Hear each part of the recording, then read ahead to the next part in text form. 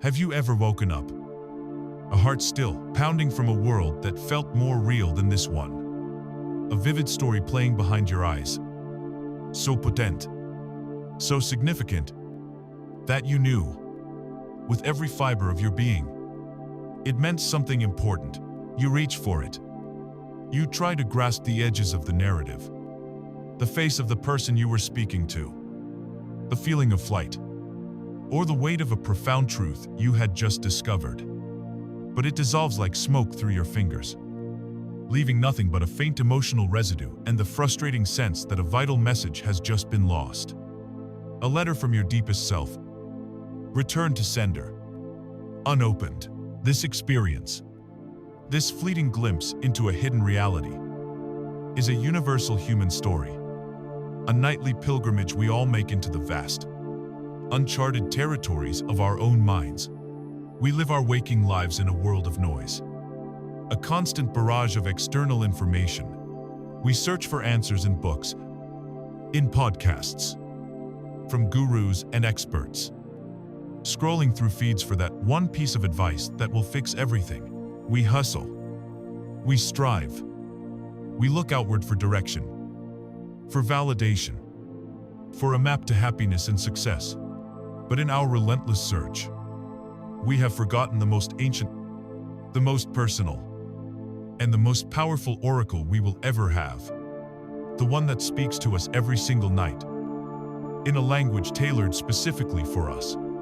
We have been taught to dismiss our dreams as the meaningless static of a resting brain, the random firings of synapses, the mental cleanup of the day's events, and by doing so, we have unplugged ourselves from our own internal guidance system, ignoring a direct line to the core of who we are. This journey, this audiobook you are listening to right now, is an invitation to plug back in. It is a guide to rediscovering that forgotten language, not through abstract theory, but through practical, soul-stirring exploration. We will venture together into the workshop of your subconscious mind, learning that dreams are not random, but are instead purposeful messages, beautifully crafted by the wisest part of you. They are a nightly report from your soul, a diagnostic tool for your emotional health, and a creative studio for solving life's most complex problems.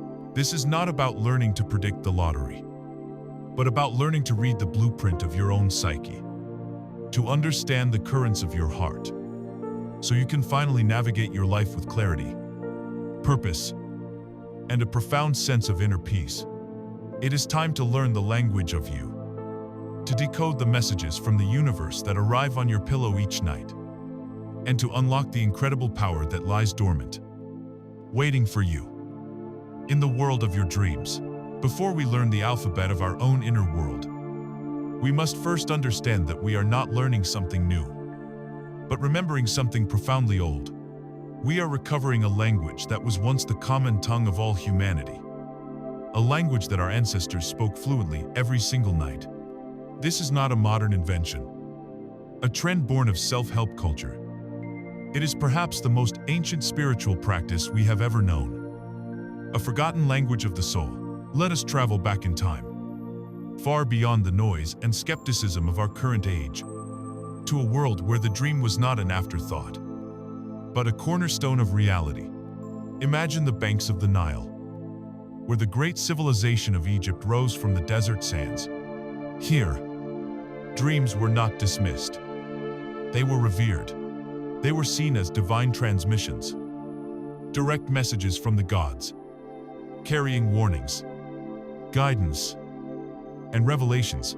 The Egyptians built sacred temples, the Serapeums, dedicated to the art of dream incubation. A person troubled by a physical ailment, a difficult decision, or a spiritual crisis would embark on a holy pilgrimage.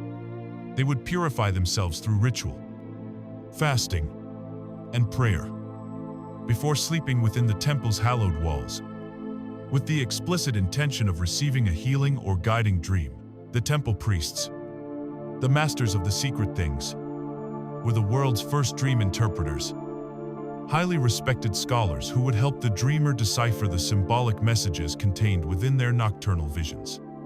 A dream of a raven might foretell a coming sorrow, while a dream of drinking clear water could signify health and prosperity. For the Egyptians, the dream world was a parallel reality, just as valid and informative as the waking one. A place where the soul could travel and converse with the divine intelligence that governed the cosmos. This reverence was not unique to Egypt. Journey across the Mediterranean to the sun-drenched hills of ancient Greece, and you would find the Asclepians, temples dedicated to Asclepius, the god of healing. Here, the sick and the suffering would come to sleep in a special dormitory, hoping for a dream in which the god himself would appear, either performing a miraculous cure on the spot or providing a detailed prescription for their recovery. These were not fringe beliefs.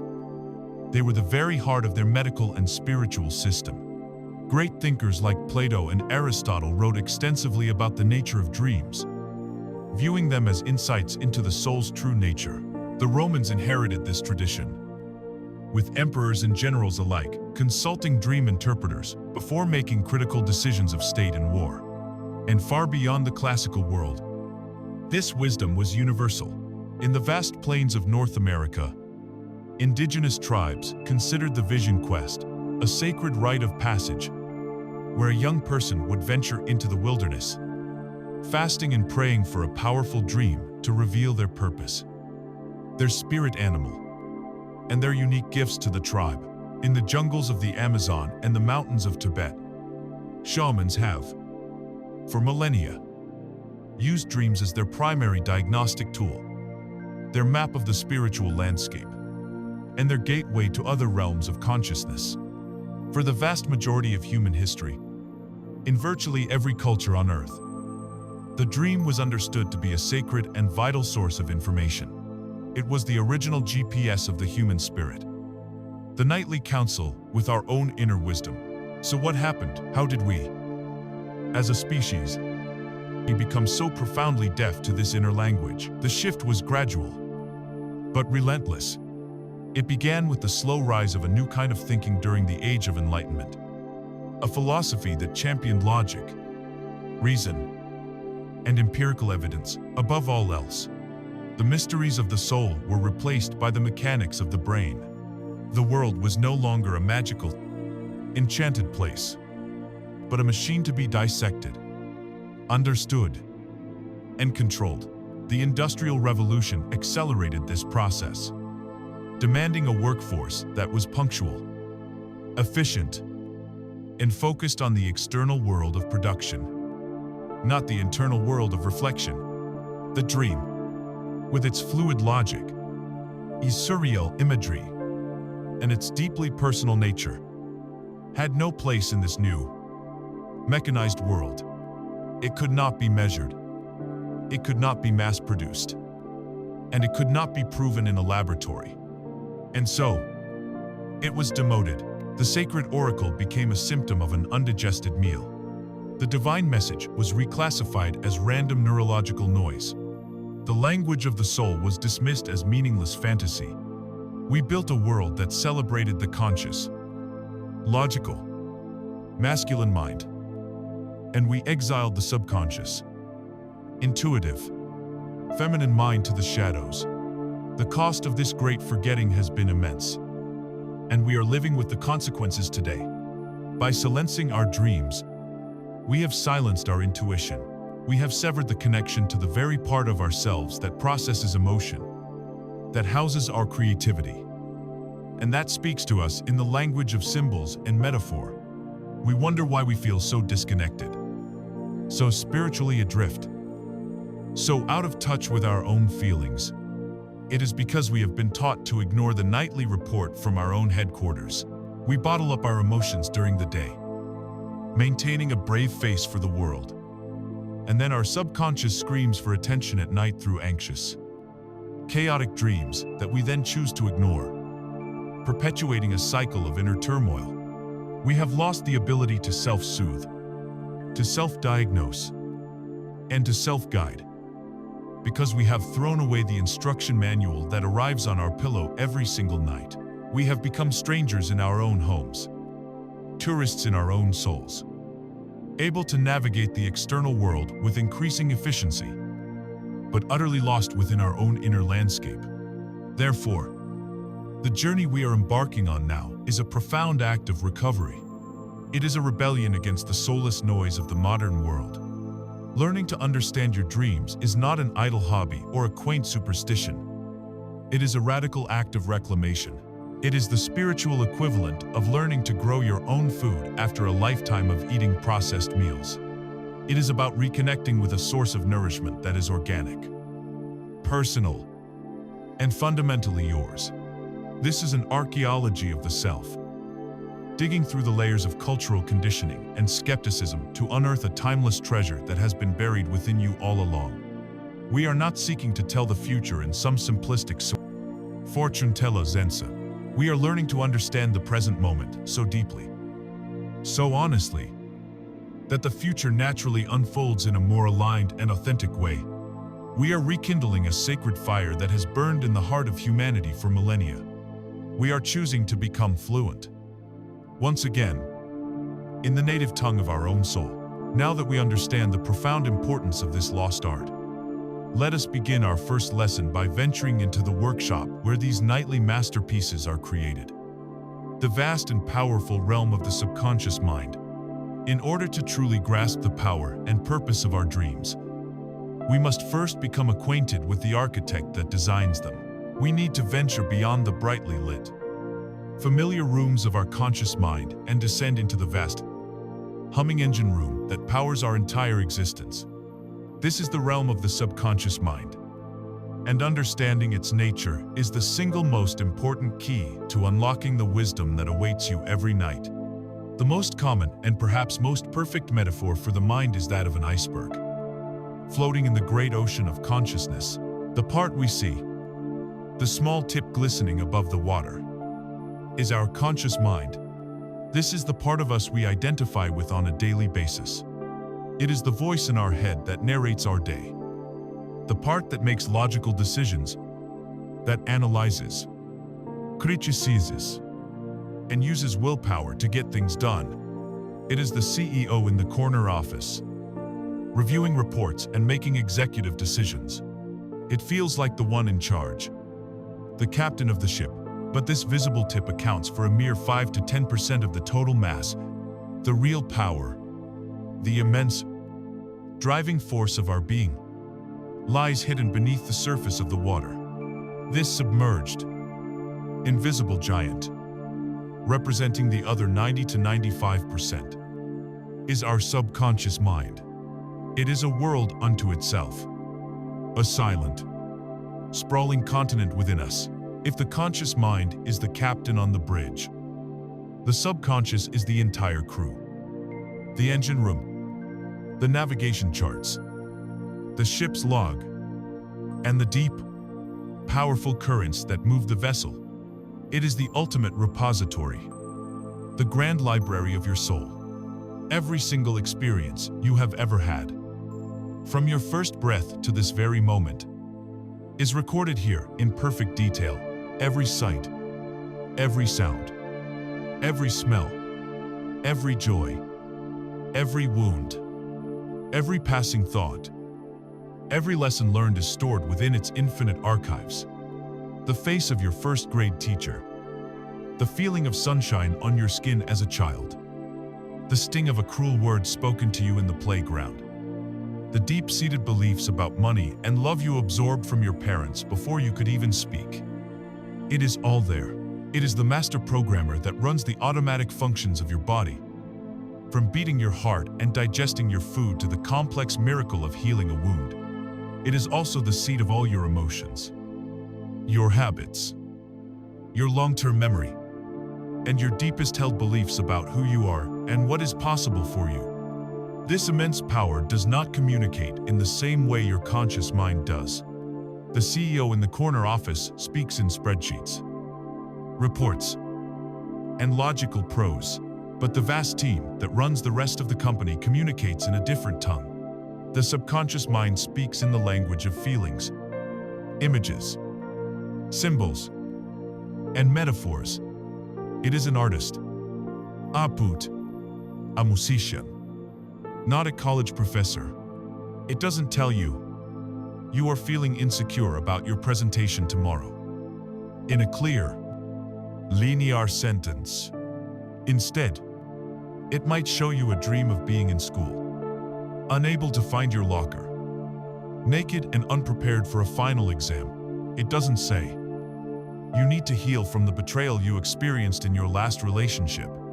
It might instead show you a dream of a wounded dog that you are trying to nurse back to health, or a house with a broken foundation. It is constantly processing your life, making connections your conscious mind could never see, and working tirelessly to bring you into a state of balance and wholeness. A state known as homeostasis, and the primary way it presents its findings, the way it tries to get its nightly reports past the secretary and onto the CEO's desk, is through the portal of the dream. This is where we must update our understanding of this powerful force. For centuries, some schools of thought viewed the subconscious, or the id, as a dark basement full of repressed monsters and dangerous impulses that needed to be controlled. But a more modern and empowering perspective, championed by visionaries like Joseph Murphy in his seminal work The Power of Your Subconscious Mind, reveals a profound truth. Your subconscious mind is fundamentally and unequivocally on your side. It is a benevolent, tireless, and infinitely powerful partner in your life. It takes your dominant thoughts, beliefs, and feelings as its instructions and works day and night to manifest them in your reality. It is a loyal servant that does not argue or question. It simply creates, based on the blueprints you give it. This is why our self-talk and core beliefs are so critical. If you constantly feed your subconscious thoughts of fear, lack, and unworthiness, it will diligently work to create a life that reflects that reality. If you feed it thoughts of love, abundance, and confidence, it will move heaven and earth to make that your experience. So, when we sleep, the conscious mind, the skeptical guard at the gate, finally goes off duty. The CEO goes home for the night.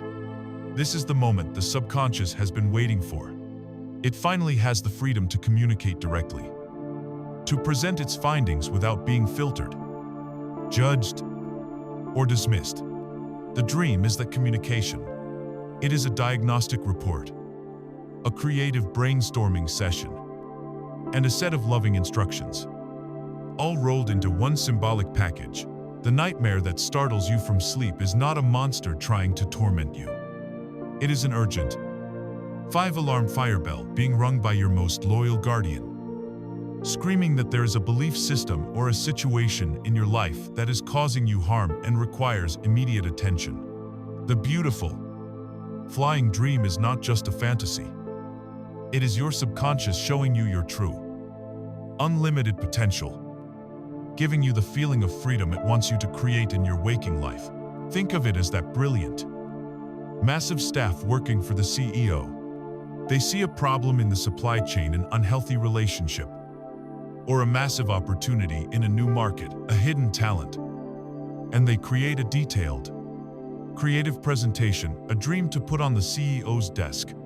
But the CEO, the conscious mind, often wakes up, glances at the strange, artistic presentation, says that's weird, and throws it in the trash, completely missing the multi-million-dollar insight it contained. Our task, our privilege, is to stop throwing away these nightly masterpieces. It is to learn to sit down with these reports, to appreciate their artistry, and to learn the symbolic language in which they are written. For within them lie the keys to our healing, our happiness, and our highest potential. If we fail to do this, we will always wonder why we feel a sense of dread when we wake. We will struggle to remember the insights that could liberate us. The very first step on this path of the dream interpreter is not just to value the dream, but to learn the simple, practical art of bringing it back with you from that other world into the light of day, before a single symbol can be deciphered. before a single message can be understood. We must first learn how to carry these fragile treasures from the shores of the dream world into the light of our waking day. For many people, this is the biggest hurdle. They wake with the ghost of a feeling that they were just somewhere profound. But the details are gone, leaving them with the frustrating belief that they simply don't dream. Let me be perfectly clear. This is a myth. Everyone dreams. Every single night. Typically for several hours. The issue is not one of production, but of reception and retention. You are not a broken radio. You have simply forgotten how to tune into the right frequency and how to record the broadcast. The art of dream recall is exactly that. An art.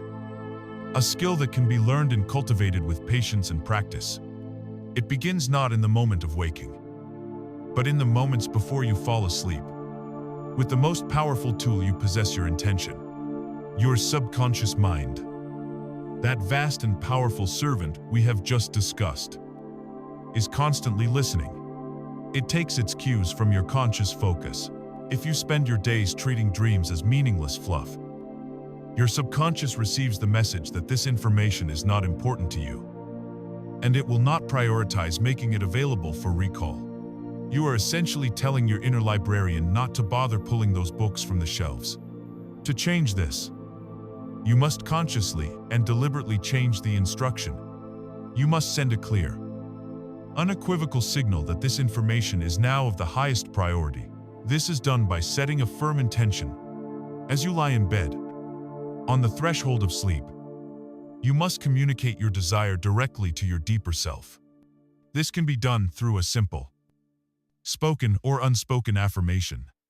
Place a hand on your heart and say, gently but with conviction, "Tonight, I will journey into my dreams, and upon waking, I will remember them with clarity and detail." Or, "I invite my deepest wisdom to speak to me through my dreams, and I will be ready to listen and remember." Repeat this phrase a few times, feeling the truth of it, feeling the sense of anticipation and respect. You are not just making a wish. You are placing a formal request. You are knocking on the door of your inner world and stating your intention to enter as a welcome guest, not an accidental tourist. This simple act primes your mind. It tells the filter of your consciousness, your brain's reticular activating system, to tag dream-related information as important, to hold on to it, to bring it to the forefront of your awareness when you wake. You are, in essence, programming yourself for success before the journey has even begun. Next, you must prepare the space. If you were inviting a wise and honored guest to your home, you wouldn't welcome them into a chaotic, noisy, brightly lit room. You would prepare a space that is calm, clean, and conducive to a meaningful conversation. Your bedroom is this sacred space. It is your personal dream temple, your incubation chamber. Treat it as such. Make your room as dark as possible. Darkness is not just the absence of light. It is an invitation for your inner light to shine. It signals your pineal gland to produce melatonin, the hormone of sleep and dreams. And it allows the screen of your mind to become the primary focus, unobscured by external stimuli. Ensure it is quiet. Unpredictable sounds can either be jarringly woven into your dream's narrative, corrupting the original message, or they can prematurely pull you out of the delicate REM sleep stage where the most vivid dreaming occurs. Most importantly, you must create a barrier between your waking world and your dream world in the hour before sleep. This means putting away the phone, the tablet, the laptop, and turning off the television. The blue light from these screens actively inhibits melatonin production, telling your brain it's still daytime. But more than that, metaphorically, you are flooding your mind with the noise, drama, and anxieties of the external world right up until the moment you close your eyes. You cannot expect to hear the subtle whispers of your soul if you are still listening to the shouting of the world. Instead, create a gentle wind-down ritual. Read a few pages from a physical book. preferably something inspiring or calming. Do some light stretching. Listen to gentle, ambient music. Meditate. Drink a cup of caffeine-free herbal tea.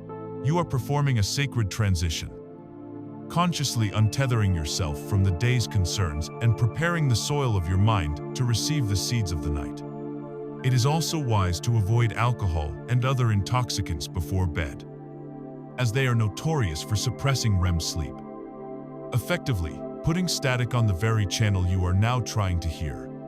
Now we arrive at the most delicate and critical moment in this entire process, the moment of waking. The transition from the dream state to the waking state is like a fragile bridge made of morning mist.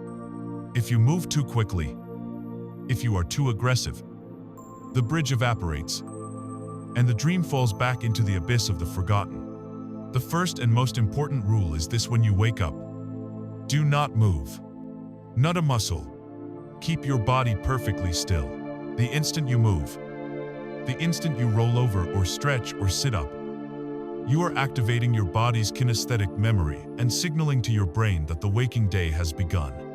The logical, planning, what do I have to do today part of your mind immediately comes online. And its loud, booming voice will instantly drown out the faint, ethereal melody of the dream you just left. The second rule is to keep your eyes closed, just as movement grounds you in your physical body. Opening your eyes floods your brain with new sensory information. The sight of your lamp, your window, your alarm clock. All of this is new data that will immediately begin overriding the fragile data of the dream memory. Think of the dream as a soap bubble, shimmering and perfect. If you move or look too quickly, it pops. So, are you awake? You are still. Your eyes are closed. You are floating in the liminal space between two worlds. In this quiet, motionless state, you begin the gentle act of fishing. Do not force it.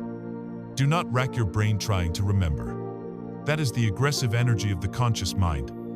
Instead, you simply, gently, scan your awareness. What is the very last thing you remember? It might not be a story. It might just be a single feeling, a lingering sense of peace, or urgency, or confusion. Hold that feeling. It might be a single image, the color red, the face of a stranger, a tree. Hold that image in your mind's eye. It might be a single word or a phrase, whatever fragment you can find, no matter how small or strange. This is your anchor. This is your thread. Hold on to it gently.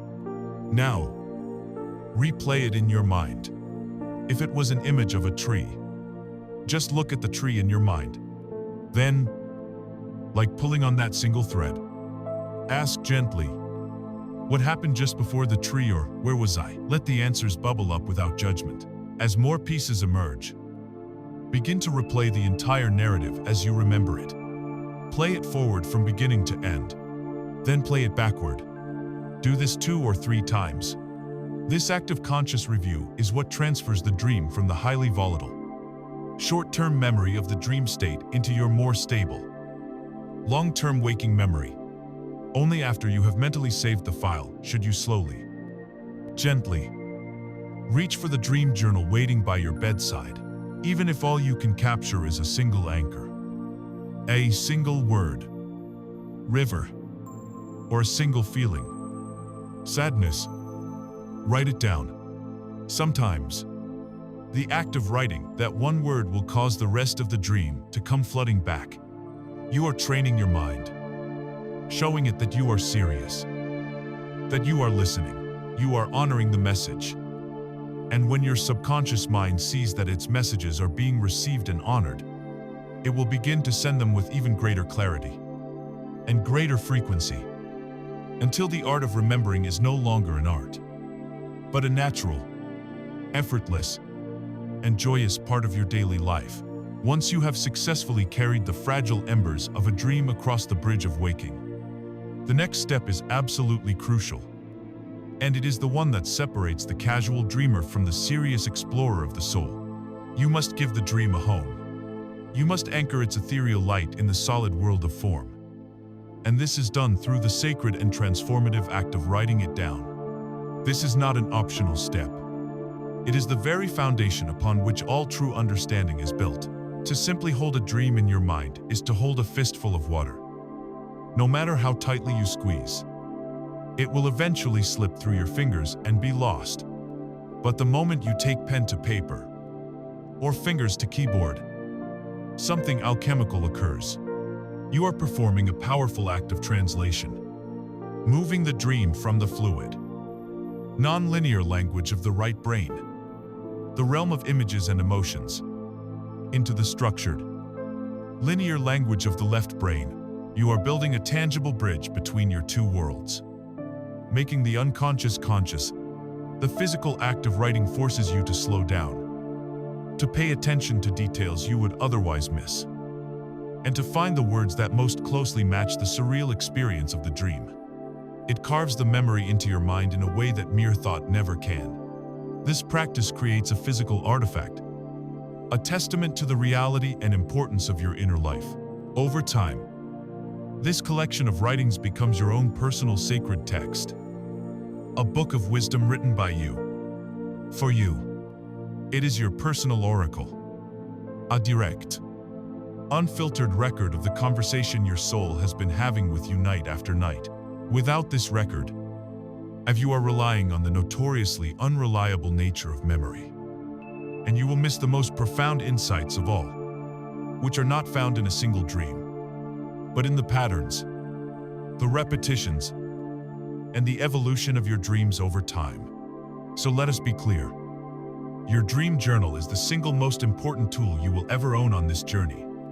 It is your map, your compass, and your Rosetta Stone for decoding the forgotten language of you. So, how does one keep a journal that is truly effective? The process itself should be a ritual. Keep your journal and a pen right by your bedside, so it is the first thing you reach for, even before your feet touch the floor.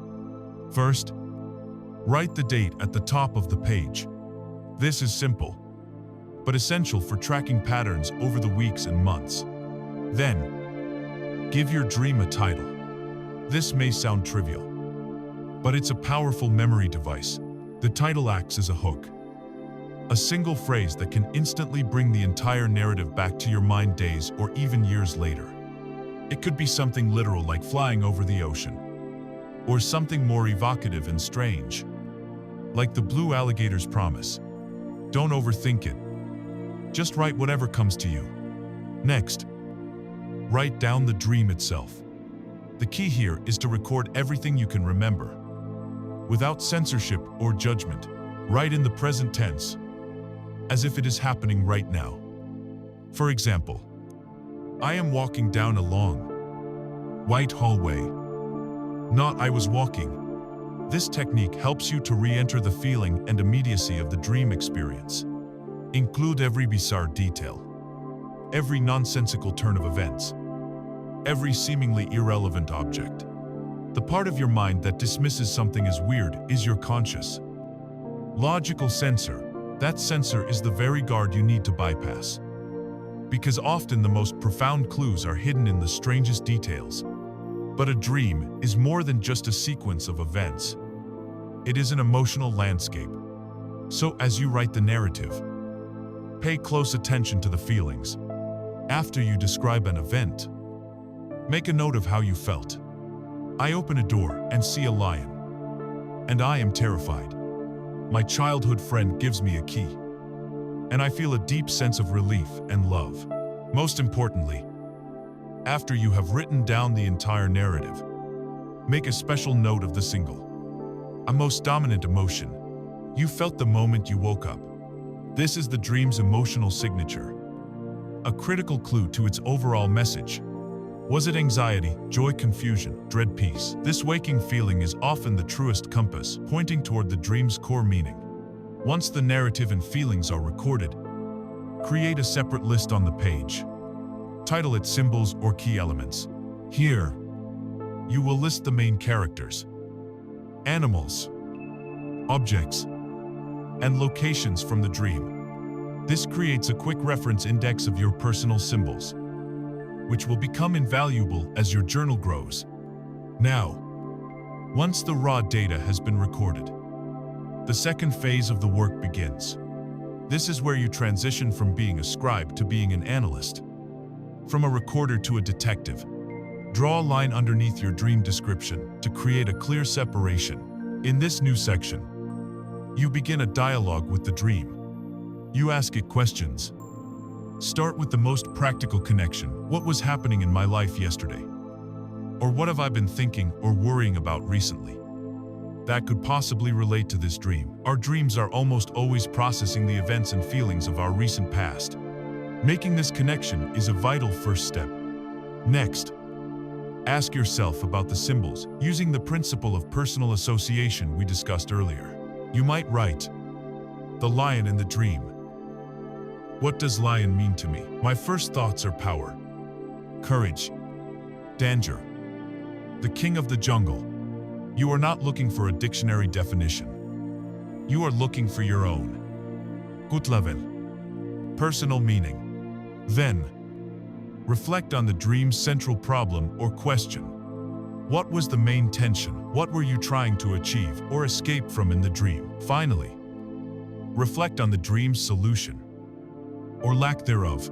Did you resolve the conflict? Did you find what you were looking for? How did the dream end? This second layer of analysis is where the dream begins to open up and reveal its wisdom. You are no longer just looking at it.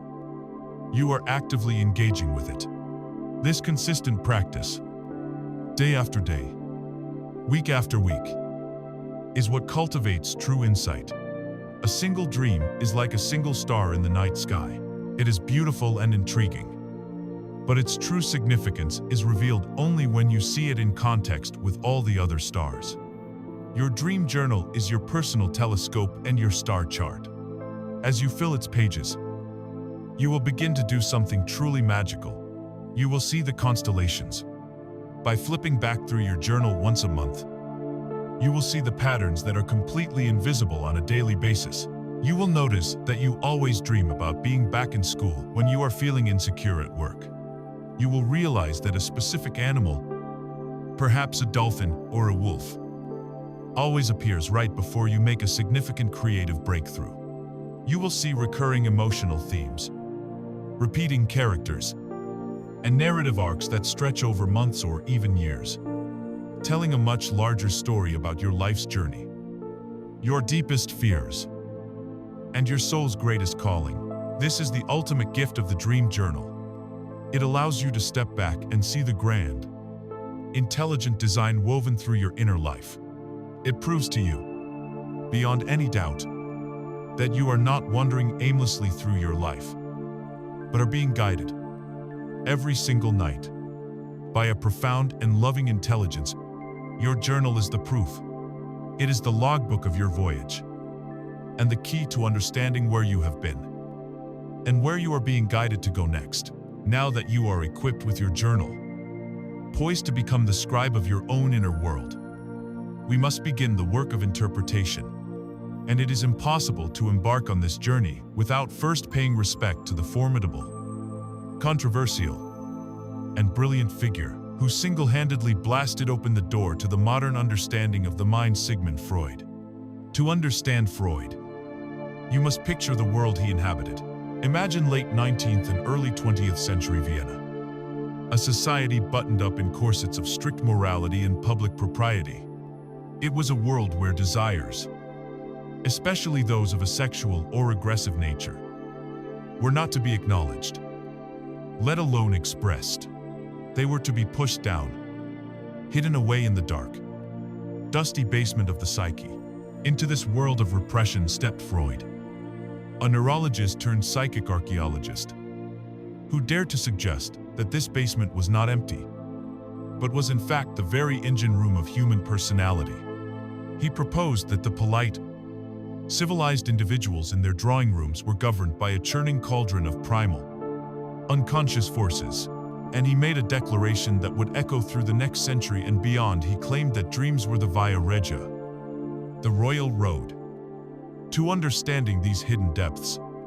He was the first to treat dreams not as divine prophecy or meaningless noise, but as a scientifically valid subject of study. A coded document that, with the right key, could reveal the deepest secrets of an individual's soul. Freud's central theory, the engine behind all of his dream work, is the concept of wish fulfillment. But these are not the simple, straightforward wishes of our conscious mind. You do not dream of eating a delicious meal simply because you went to bed hungry. Although that can happen. For Freud, the truly significant dreams, the ones rich with psychological meaning, are the disguised fulfillment of repressed wishes. These are the desires, often rooted in early childhood, that our conscious mind and the strictures of society have deemed unacceptable, shameful, or dangerous. These are the raw, primal urges of our instinctual nature, the life force he called the libido, and our aggressive impulses. Because these wishes are forbidden, they are forcefully pushed down into the unconscious, but they do not disappear. They remain active, creating a kind of psychic pressure that constantly seeks release. The dream, in Freud's view, acts as a crucial safety valve for the mind. It allows this pent-up psychic energy to be discharged in a harmless, symbolic way, thereby preserving our psychic balance, quite literally, allowing us to continue sleeping without being overwhelmed by our own forbidden desires. To achieve this, the mind performs a remarkable series of transformations that Freud called the dream work. Think of your mind as having an internal guard, ascensor, whose job is to stand at the gateway between the unconscious and the conscious mind. This sensor is a product of your upbringing and societal rules, and it refuses to let any raw, unacceptable wishes pass through into your awareness.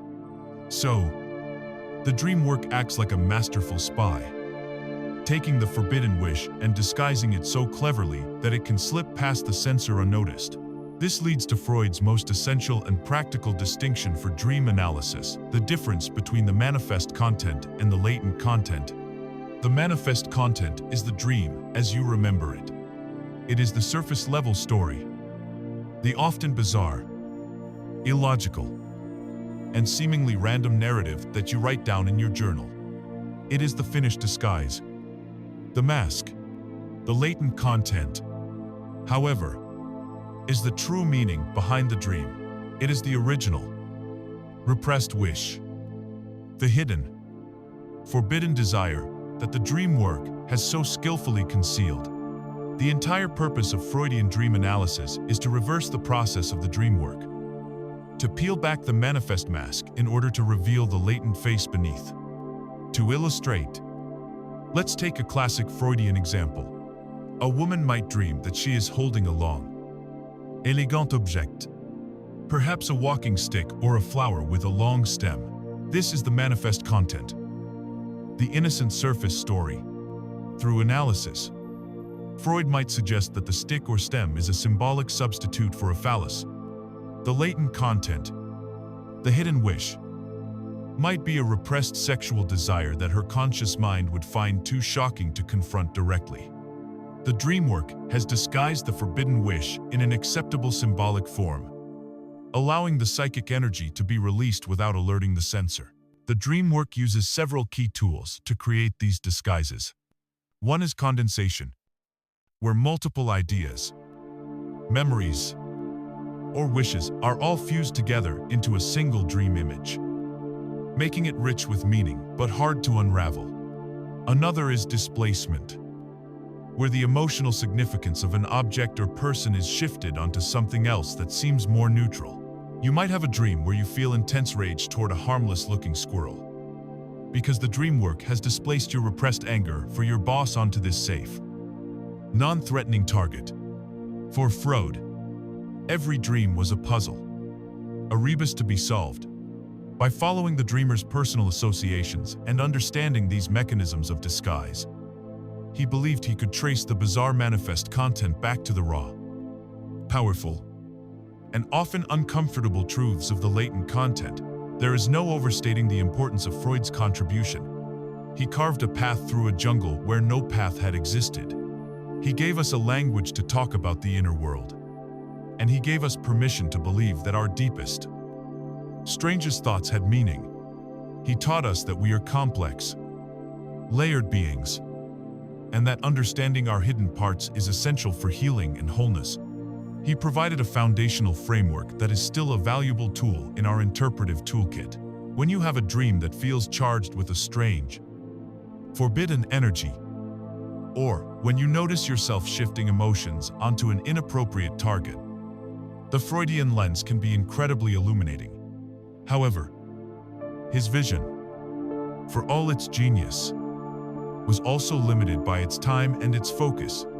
Freud was, first and foremost, a pathologist. He worked with patients suffering from neuroses. And so his lens was trained to look for what was broken, what was repressed, what was wrong. His view of the subconscious was that of a dark cellar filled with our primal shames. The dream's primary purpose was simply to manage that darkness, to keep the monsters at bay. His world was deterministic, focused on how the past, particularly our childhood, shaped our present pathologies. But what if the dream is more than just a garbage disposal for our repressed desires? What if the subconscious is not just a cellar, but also a treasure chamber? What if dreams are not only looking backward to our wounds, but also forward to our potential? What if they are not just managing our sickness, but actively guiding us toward our health and our highest calling? A brilliant student of Freud's began to ask these very questions. And in doing so, he would take his master's foundational work and expand it into a cathedral of spiritual and psychological possibility. This student's name was Carl Jung, and his vision of the dream would change everything. If Sigmund Freud was the brave explorer who first descended into the psychic underworld, charting its dark rivers of repressed desire, then his most brilliant student, Carl Jung, there was the one who discovered that this underworld was also connected to the heavens. Jung started as Freud's chosen heir, his crown prince. But their paths were destined to diverge over one fundamental, world-altering disagreement on the nature of the dream itself. Where Freud saw a dream as a cunning mechanism designed to conceal a shameful past, Jung saw it as a wise and benevolent force, attempting to reveal a path toward a more whole future. For Jung, the dream does not lie. It does not seek to trick or to hide. It is the psyche's own natural, self-regulating compass, constantly and honestly pointing the way toward balance, healing, and growth. A dream is not a symptom of a sickness to be managed. It is a direct communication from the wisest part of ourselves, offering precisely the insight we need at that exact moment. This shift in perspective is monumental. It transforms the act of dream interpretation from a forensic investigation of a psychic crime scene into a sacred dialogue with a divine inner guide. Jung's first great expansion of the psychic map was to go deeper than Freud had ever imagined. He agreed with the idea of a personal unconscious, a reservoir of our own individual life experiences, memories, and repressed feelings. But beneath this personal layer, Jung discovered something far more vast, more mysterious, and more profound: the collective unconscious. Imagine the personal unconscious as a small, private bay, unique to you. The collective unconscious is the great, boundless ocean to which every single private bay is connected. It is a shared psychic inheritance, a layer of mind common to all human beings, across all cultures and all of history. It is the ancestral river of memory and experience that flows beneath the entire human race. It is a kind of spiritual and psychic internet, containing the accumulated wisdom, fears, myths, and symbols of every human who has ever lived. This, Jung proposed, is why the same fundamental stories, symbols, and mythical figures appear in the religions and folklore of cultures that were separated by thousands of miles and thousands of years. The story of the Great Flood, the archetype of the hero's journey, the symbol of the world tree, The figure of the wise old man, these are not coincidences. They are universal patterns bubbling up from this shared collective source. This concept elevates the dream to an entirely new level. It means that when you dream, you are not just processing your own small, personal dramas. You may, in fact, be tapping into the timeless wisdom of the human species, accessing a database of universal human truths. Your dream is no longer just about you. It could be about us. Flowing within this great collective ocean are the archetypes. If the collective unconscious is the operating system of the human psyche, the archetypes are its pre-installed software programs. They are universal, primordial patterns of energy, innate tendencies that structure our experiences and understanding of the world. They are the original blueprints for our common human roles and experiences.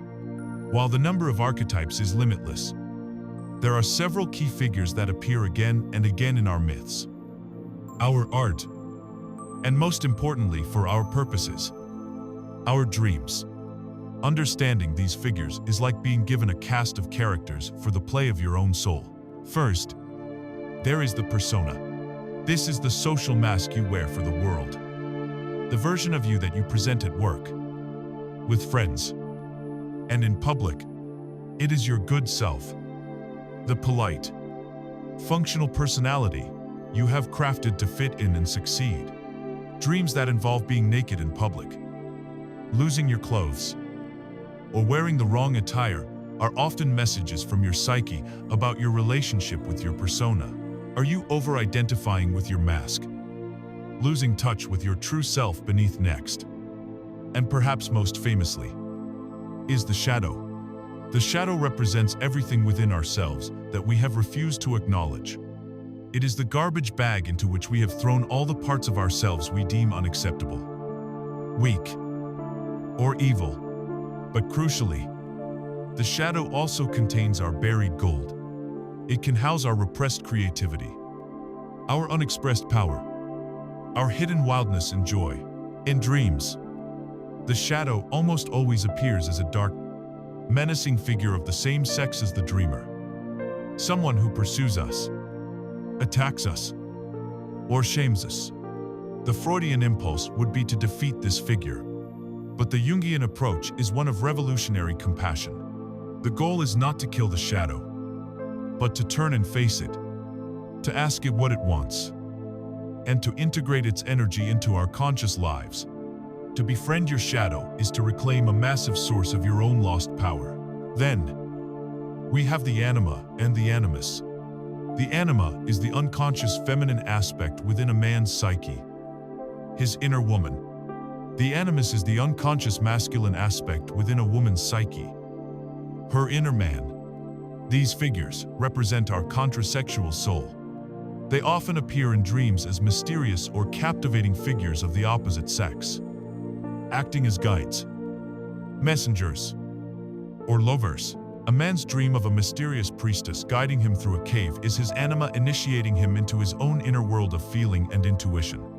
A woman's dream of a powerful swordsman defending her is her animus showing her how to access her own inner strength and assertive logic. A healthy relationship with one's inner anima or animus is key to feeling whole and balanced. Finally, as we progress on our inner journey, we may encounter archetypes of profound wisdom, like the wise old man or the great mother, who appear as gurus, wizards, queens, or guides, offering profound insights and blessings. And at the center of it all is the ultimate archetype, the self. The self is the archetype of wholeness, the unified center of the total personality, both conscious and unconscious. It represents the successful integration of all the archetypes.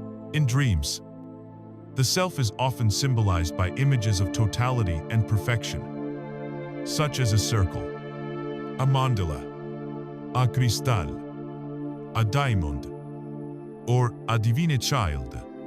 The appearance of these symbols is a profoundly positive sign that you are on the right path. This entire journey, this dialogue with the archetypes through our dreams, is in service of what Jung called individuation. This is the great work of a lifetime. It is the process of becoming a true individual, of differentiating yourself from the collective conformity while still being connected to the collective wisdom. It is the process of becoming the unique, whole, and authentic person you were born to be. Every dream, for Jung, is a progress report on your journey of individuation. It is a loving, honest message from the self, showing you which part of your psyche needs attention, which archetype you need to integrate next, and how to take the next step on your most sacred quest, the quest to become fully and completely yourself. The dream is no longer a problem to be solved, but a map to be followed.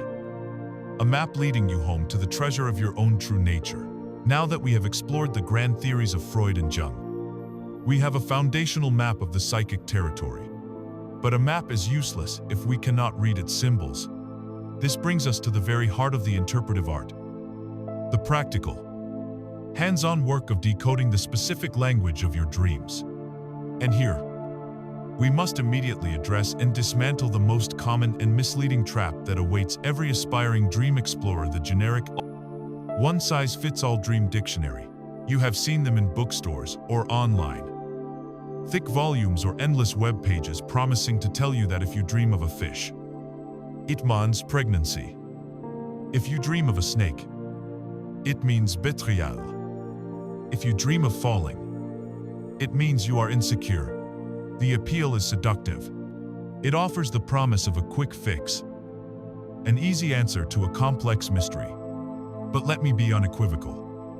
Relying on a generic dream dictionary is the single greatest mistake you can make on this journey. It is an act of spiritual bypassing, an attempt to find a shortcut that leads you further away from the truth, not closer to it. Why is this so? Because a dream dictionary commits the cardinal sin of interpretation. It outsources your own meaning. It assumes that a symbol has a static, universal definition that is true for all people, at all times. This is profoundly untrue. Your subconscious mind is not a lazy communicator. It does not pull its images from a dusty, generic clipboard folder. It is an infinitely intelligent and creative artist, and it tailors its symbolic language specifically and exquisitely for an audience of one you. It weaves its messages from the unique fabric of your life, your memories, your emotions, your fears, and your hopes. Using a dream dictionary is like trying to understand a deeply personal love letter by looking up the words in a technical manual. The manual might define the word rose, but it cannot tell you that the rose in the letter refers to the specific rose you were given on your first anniversary.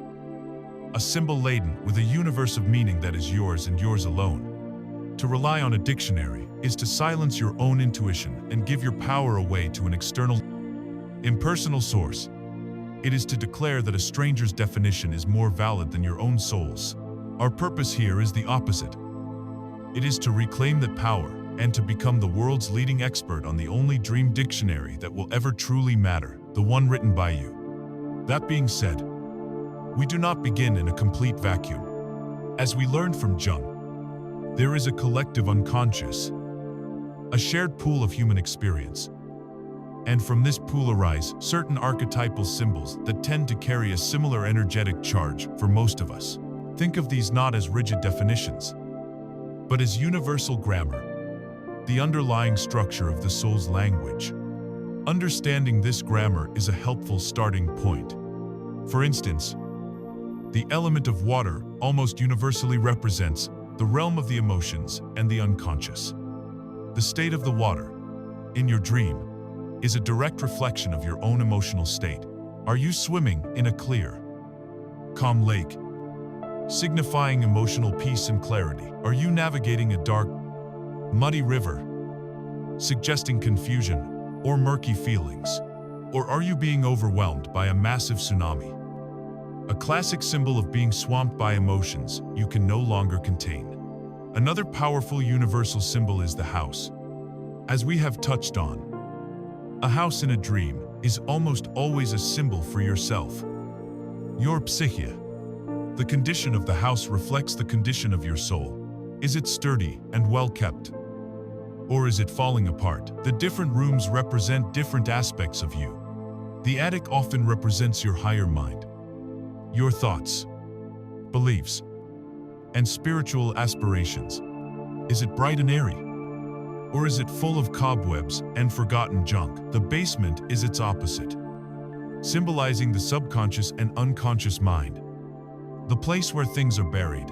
Are you afraid to go into your own basement? What secrets or monsters, or perhaps what hidden treasures, have you stored down there? The kitchen is a place of nourishment and transformation, where raw ingredients are turned into something that sustains you.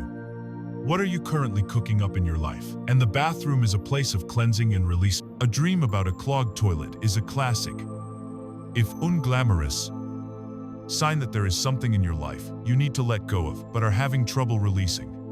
Similarly, a tree is a beautiful archetypal symbol of your life and growth. Its roots speak to your connection with the past, your family, your ancestry, and how grounded you are in the world. Its trunk represents your present self, your core strength, and your personality, and its branches represent your reach into the world, your connections, and your possibilities for the future. The health of the tree in your dream is a direct comment on your own sense of vitality. While this universal grammar is helpful, it is only the beginning. The most potent, most accurate, and most important layer of meaning is always, without exception, personal. Your personal experience with a symbol will always override any archetypal definition. This is the secret key to becoming your own interpreter. Your subconscious speaks to you in the dialect of your own life. Let us imagine two different people dream of a dog. The first person grew up with a loving golden retriever who was their constant companion and protector. For them, a dog in a dream is a symbol of loyalty, unconditional love, friendship, and safety. The second person was attacked by a dog as a child and carries a deep, subconscious fear of them. For this person, a dream of a dog is a symbol of danger, aggression, betrayal, and raw fear. If both of these people were to look up dog in a dream dictionary, they would get a generic answer that would be utterly meaningless for one or both of them. The dream's meaning is not in the dog. It is in the dreamer's relationship to the dog. Let's take another example. You dream of your grandmother's kitchen. A dictionary might say kitchens represent nourishment. This is true on a universal level. But the real power is in the personal details. What does your grandmother's kitchen specifically mean to you? It might mean unconditional love and the smell of freshly baked cookies. It might mean a place where you always felt safe and heard. Or, if your relationship was more complex, it might represent a place of criticism and feeling that you never measured up. The symbol is not kitchen. The symbol is my grandmother's kitchen, a universe of personal meaning that only you can truly understand. This applies to everything. A spider might be a symbol of terrifying entanglement for one person, and a symbol of masterful creativity and weaving for another. A bicycle might represent the joy of childhood freedom for you, and a painful memory of falling and scraping your knee for someone else. Your life experience is the ink with which your personal dream dictionary is written. So, how do we learn to read this unique dialect? We learn to ask the right questions. When a strong symbol appears in your dream, sit with it. Take out your journal. Write the symbol at the top of a new page, and become a detective of your own associations. Ask yourself these 4 questions. First, what are the first 5 words or feelings that come to my mind when I think of this symbol? Don't think, just feel. Write them down, no matter how random they seem. Second, in the waking world, what is this symbol's function? What does it do? A key opens things. A bridge connects things. A wall separates things. This functional definition often provides a clue to its role in your psyche. Third, and most importantly, where have I encountered this symbol in my own life story? What personal memories does it trigger? Let your mind wander. This is where the richest meaning is found. And finally, a powerful imaginative technique. If this symbol could speak to me right now, What would it say? Give it a voice and write down its message. Through this simple practice of personal association, you bypass the generic nonsense of external dictionaries and begin a direct, intimate dialogue with your own soul. You learn that you are the ultimate authority on your own inner world. You are the dreamer. You are the dream. And you alone, hold the key to its translation.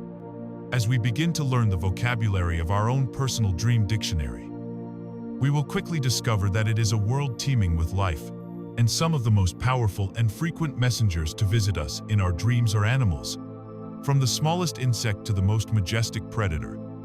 These creatures are not random apparitions. They are potent symbols, emissaries from the oldest parts of our brain, the primal, instinctual centers that predate language and logic. When an animal appears in your dream, it is a call to pay attention to your own inner wilderness, to the untamed, non-human aspects of your own psyche.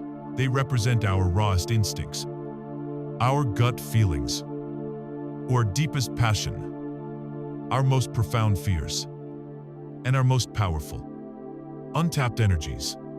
To encounter an animal in a dream is to come face to face with a pure, unvarnished piece of your own soul. The specific animal that appears is a direct reflection of the instinctual energy that is currently most active or most in need of your attention in your waking life.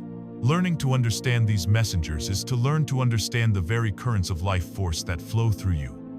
Let us begin with one of the most ancient, feared, and misunderstood symbols of all, the snake. Because of its association with the story of the Garden of Eden, our first impulse is often to interpret the snake as a symbol of evil, temptation, or betrayal. While this can sometimes be true, its meaning is vastly richer and more profound. The snake is, above all, a symbol of transformation and healing.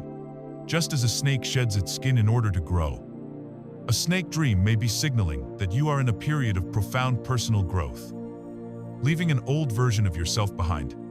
Its appearance is a call to release the past and embrace a new way of being. In many ancient traditions, the snake was revered as a symbol of healing and life force. As seen in the rod of Asclepius, the symbol of medicine, which features a serpent wrapped around a staff, the snake is also deeply connected to primal, creative life energy, what is known in yogic traditions as Kundalini energy, which is often depicted as a coiled serpent at the base of the spine. A dream of a snake, therefore, could be a powerful invitation to awaken your own creative and spiritual potential. Of course, the shadow side is potent. A snake can represent a hidden threat, a snake in the grass, or a venomous word or thought, either from someone else or from within yourself. The key is context. Is the snake attacking you? Or is it offering you something? Or simply basking in the sun, representing a peaceful connection to your own life force? Next, let us look up, to the sky, to the world of birds. Birds almost universally represent the realm of the spirit, of thought, of freedom, and of higher perspective. They are creatures of the air, the element of the intellect, and so they often symbolize our thoughts and ideas. A flock of birds taking flight can represent a burst of new ideas or a newfound sense of creative freedom. A single, beautiful songbird might represent a message of joy and inspiration. The type of bird is, of course, hugely significant. An eagle or a hawk, soaring high above the landscape, is a classic symbol of having a higher, spiritual perspective. It is an invitation to rise above your petty, earthly problems and see the bigger picture. It represents majesty, power, and clear vision. At the other end of the spectrum, a crow or a raven is a bird of mystery, magic, and often a message from the shadow self. They are not necessarily negative, but they ask us to look at the hidden, darker aspects of a situation, to embrace a little bit of magic and to trust our intuition. To be in a cage yourself, or to see a bird in a cage, is a classic dream about feeling trapped. Your own spirit or ideas unable to take flight, coming back down to earth. We encounter our most frequent animal companions, dogs and cats, because they are domesticated. They tend to represent our relationship with our more tamed, everyday instincts, our instincts around companionship, loyalty, and independence. A dog, often called man's best friend, is a powerful symbol of loyalty, unconditional love, protection, and joyful companionship. A friendly dog appearing in your dream is often a comforting sign, reflecting a healthy relationship with your own friendly, a loyal nature, or the presence of a truly loyal friend in your life. However, a snarling, aggressive dog can represent a conflict with these same instincts. It could point to a betrayed friendship, or it could be a reflection of your own repressed anger and aggression coming to the surface. The cat, by contrast, symbolizes a different set of instincts. Cats are masters of independence, intuition, mystery, and sensual self-possession. A cat in your dream is often a call to trust your own intuition, your gut feelings. It may be asking you to be more independent, to learn to rely on yourself, or to embrace your sensual, mysterious nature.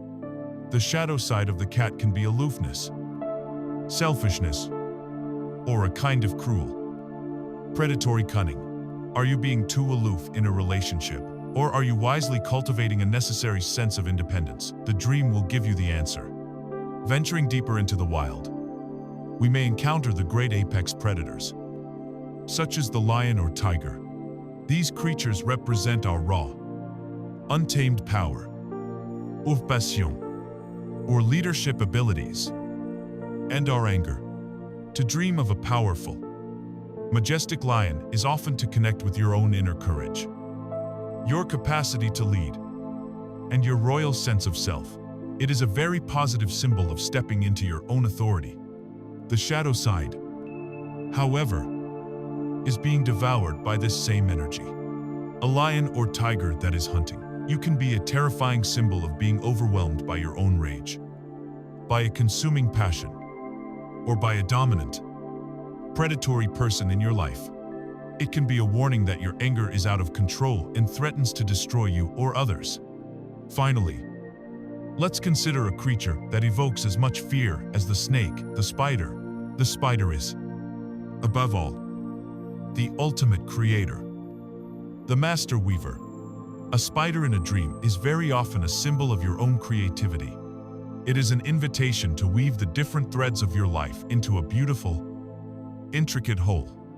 The spider's web itself is a powerful symbol of the interconnectedness of all things, a reminder that every action has a ripple effect. Patience is another key theme. As the spider waits patiently for its prey, it can be a message to be more patient with your own creative process.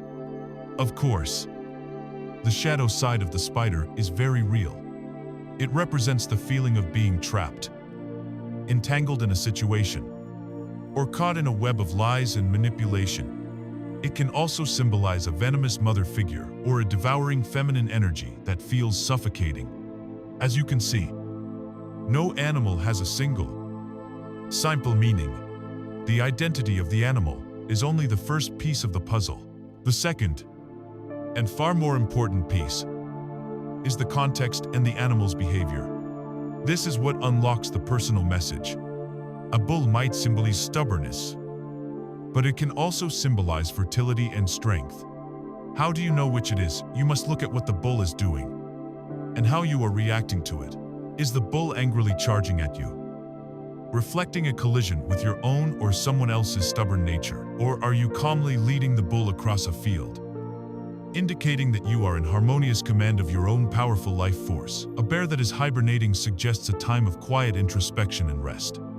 A bear that is rising up on its hind legs in a display of power is calling for you to stand up for yourself.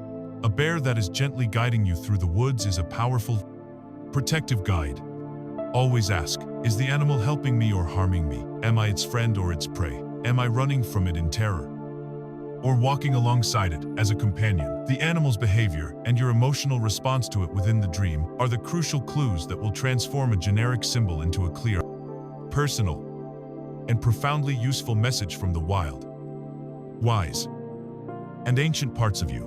Beyond the living creatures that populate our dreamscapes, there exists another layer of symbolism, one that is even more fundamental, more primal. Our dreams speak to us in the ancient, elemental language of creation itself. They use the four classical elements, water, fire, earth, and air, as a kind of psychic weather report, a direct and visceral illustration of the state of our inner world. These are not just background settings for our dream narratives.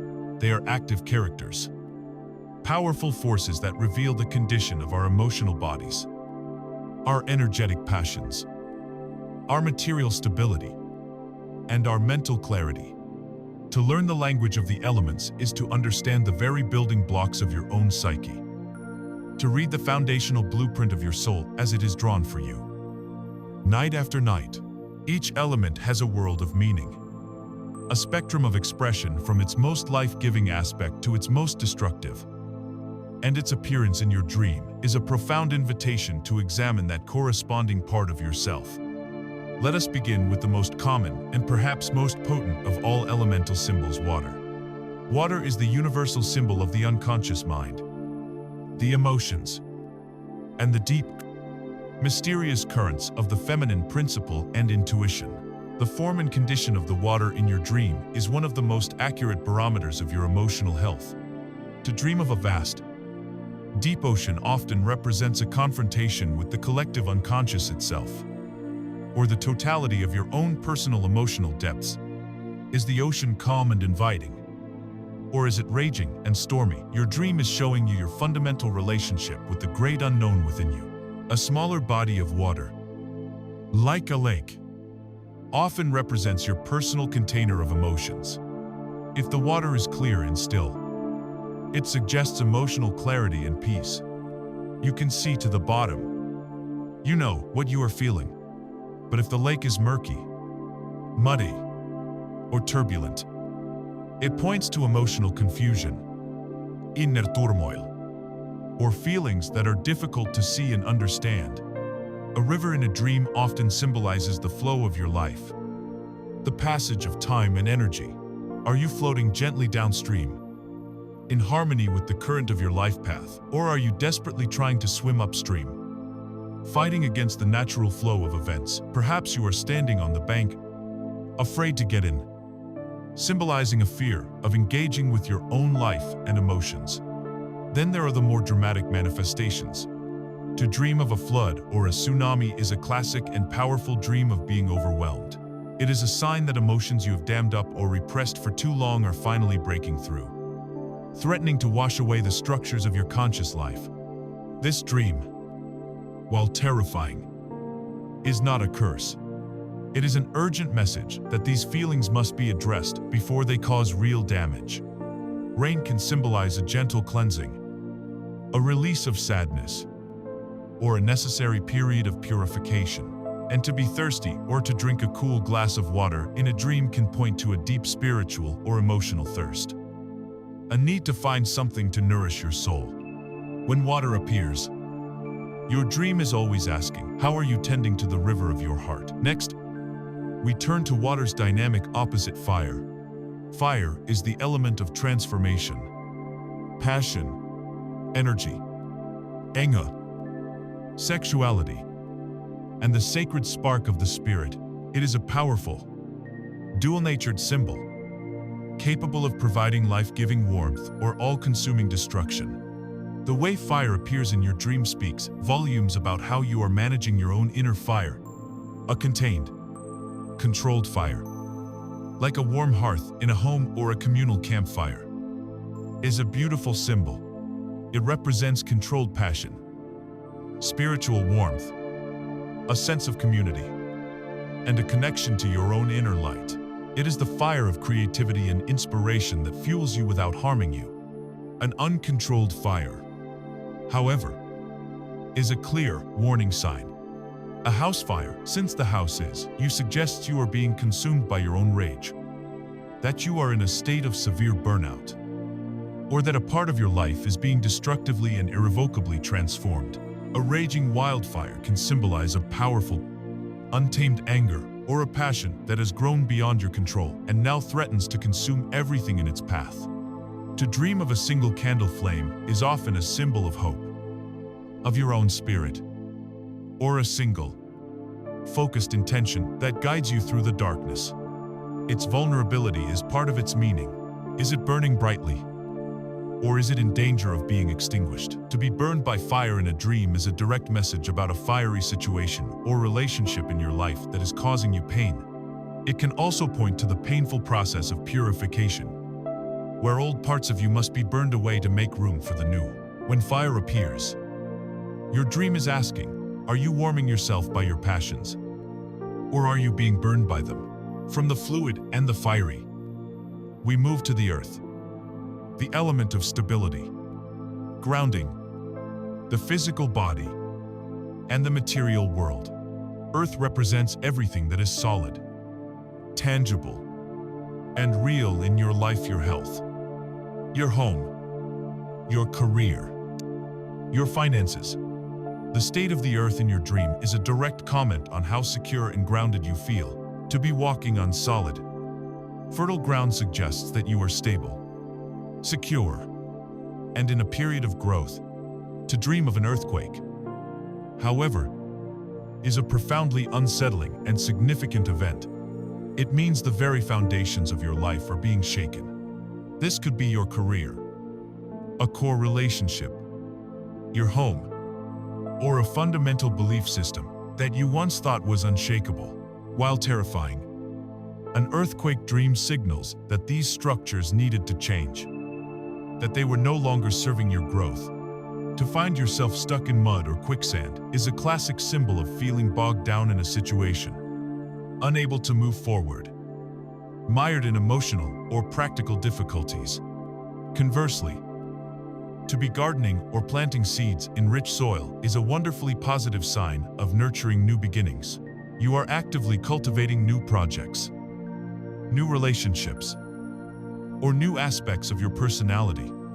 Mountains and dreams often represent the great challenges and goals in your life. To be looking up at a mountain is to be contemplating a significant obstacle or ambition. To be climbing, it represents the hard work of your own journey. And to stand on the summit is to achieve your goal, gaining a new, higher perspective on your life. When Earth appears, your dream is asking, what is the ground upon which you stand? And is it supporting the life you wish to build? Finally, we have the most subtle and invisible element: air. Air is the element of the mind, of thought, of communication, of breath, and of spirit. It is the atmosphere of your consciousness. To dream of breathing in crisp, clear, fresh air is a sign of mental clarity, fresh ideas, and a sense of liberation. To dream of strong winds suggests that powerful forces of change are blowing through your life. A gentle breeze might be a welcome change, but a violent tornado or hurricane represents chaotic bite, destructive, and overwhelming change. It can also symbolize a whirlwind of anxious, out-of-control thoughts. The sky itself is a canvas for your state of mind. A bright, blue, sunny sky reflects optimism and mental peace, whereas a dark, cloudy, or stormy sky points to depression, turmoil, and a troubled mind. Your very breath in a dream is a symbol of your life force, your spirit. To have difficulty breathing or to feel you are suffocating is a direct and visceral symbol of intense anxiety, of feeling stifled by a situation or a relationship, or of being unable to voice your own truth. When air appears, your dream is asking, what is the quality of your thoughts? And what winds of change are you presently navigating? By listening to these elemental reports, you gain a deep and intuitive understanding of the fundamental forces at play within your own being. As we move through the symbolic landscapes of our dreams, through the elemental weather of our psyche. We are rarely alone. These inner worlds are populated by a rich and varied cast of characters. We meet family members, long-lost friends, menacing strangers, famous celebrities, and figures from myth and legend. Our tendency is to interpret these encounters literally, to believe that a dream about our mother is solely about our mother, or a dream about a conflict with a friend is only about that relationship. But to do this is to miss the profound and revolutionary truth of dream psychology. And that truth is this: every single person you meet in your dream is an aspect of you. Let that sink in for a moment. The entire dream is a one-person play, staged by your subconscious, in which you are the writer, the director, the set designer, and every single actor on the stage. Your psyche is a brilliant playwright. It understands that it is difficult for us to see ourselves objectively. So, it takes different parts of our own personality, our inner critic, our adventurous spirit, our wounded child, our hidden wisdom, and it projects them outward, casting them as separate characters in a nightly drama. This allows you to see your own inner dynamics play out in front of you. The way you interact with these dream characters is a direct reflection of how you are relating to those corresponding parts of yourself. The loving friend who offers you encouragement is your own capacity for self-compassion. The harsh authority figure who judges you is your own inner critic. The helpless victim you are trying to save is your own feeling of powerlessness. And the shadowy villain who pursues you is a disowned part of yourself begging for your attention. This principle is the absolute master key to unlocking the meaning of every human and non-human encounter in your dreams. When you ask, "Who is that person?" the first and most important answer is always, "That person is me." Let's begin with the most common characters, the familiar faces of our family and friends. When these people appear, your subconscious is borrowing their image as a kind of symbolic shorthand to represent a specific energy or quality. Your parents, for example, are rarely just about your actual mother and father. They are potent archetypal figures. Your mother in a dream might represent the archetypal mother energy within you, your capacity to nurture, to be intuitive, and to love unconditionally. But she could also represent the devouring mother archetype if you are feeling smothered or controlled. A dream about your mother being sick could be a message that you are neglecting to mother yourself, that your own capacity for self-nurturing is unwell. Similarly, your father often represents the archetypal father energy: authority, structure, logic, and discipline. But he can also embody the harsh, critical judge or a rigid, unbending dogma. A dream of disappointing your father may have less to do with him and more to do with your feeling that you are failing to live up to your own internal standards of success and discipline. Our romantic partners in dreams often symbolize our relationship with our own inner opposite, the anima or animus we have spoken of, reflecting our capacity for intimacy, relatedness, and wholeness. A conflict with your partner in a dream can point to an inner conflict between your masculine and feminine energies. Friends are typically cast to play the roles of aspects of ourselves that we know and generally like. Your subconscious will choose a specific friend to represent a specific quality. If you dream of your most spontaneous and adventurous friend, your psyche is likely talking to you about your own relationship with spontaneity and adventure. Are you embracing it? Are you in conflict with it? The dream is almost never a literal prophecy about your friendship, but rather a commentary on how you are integrating that friend's primary quality within yourself.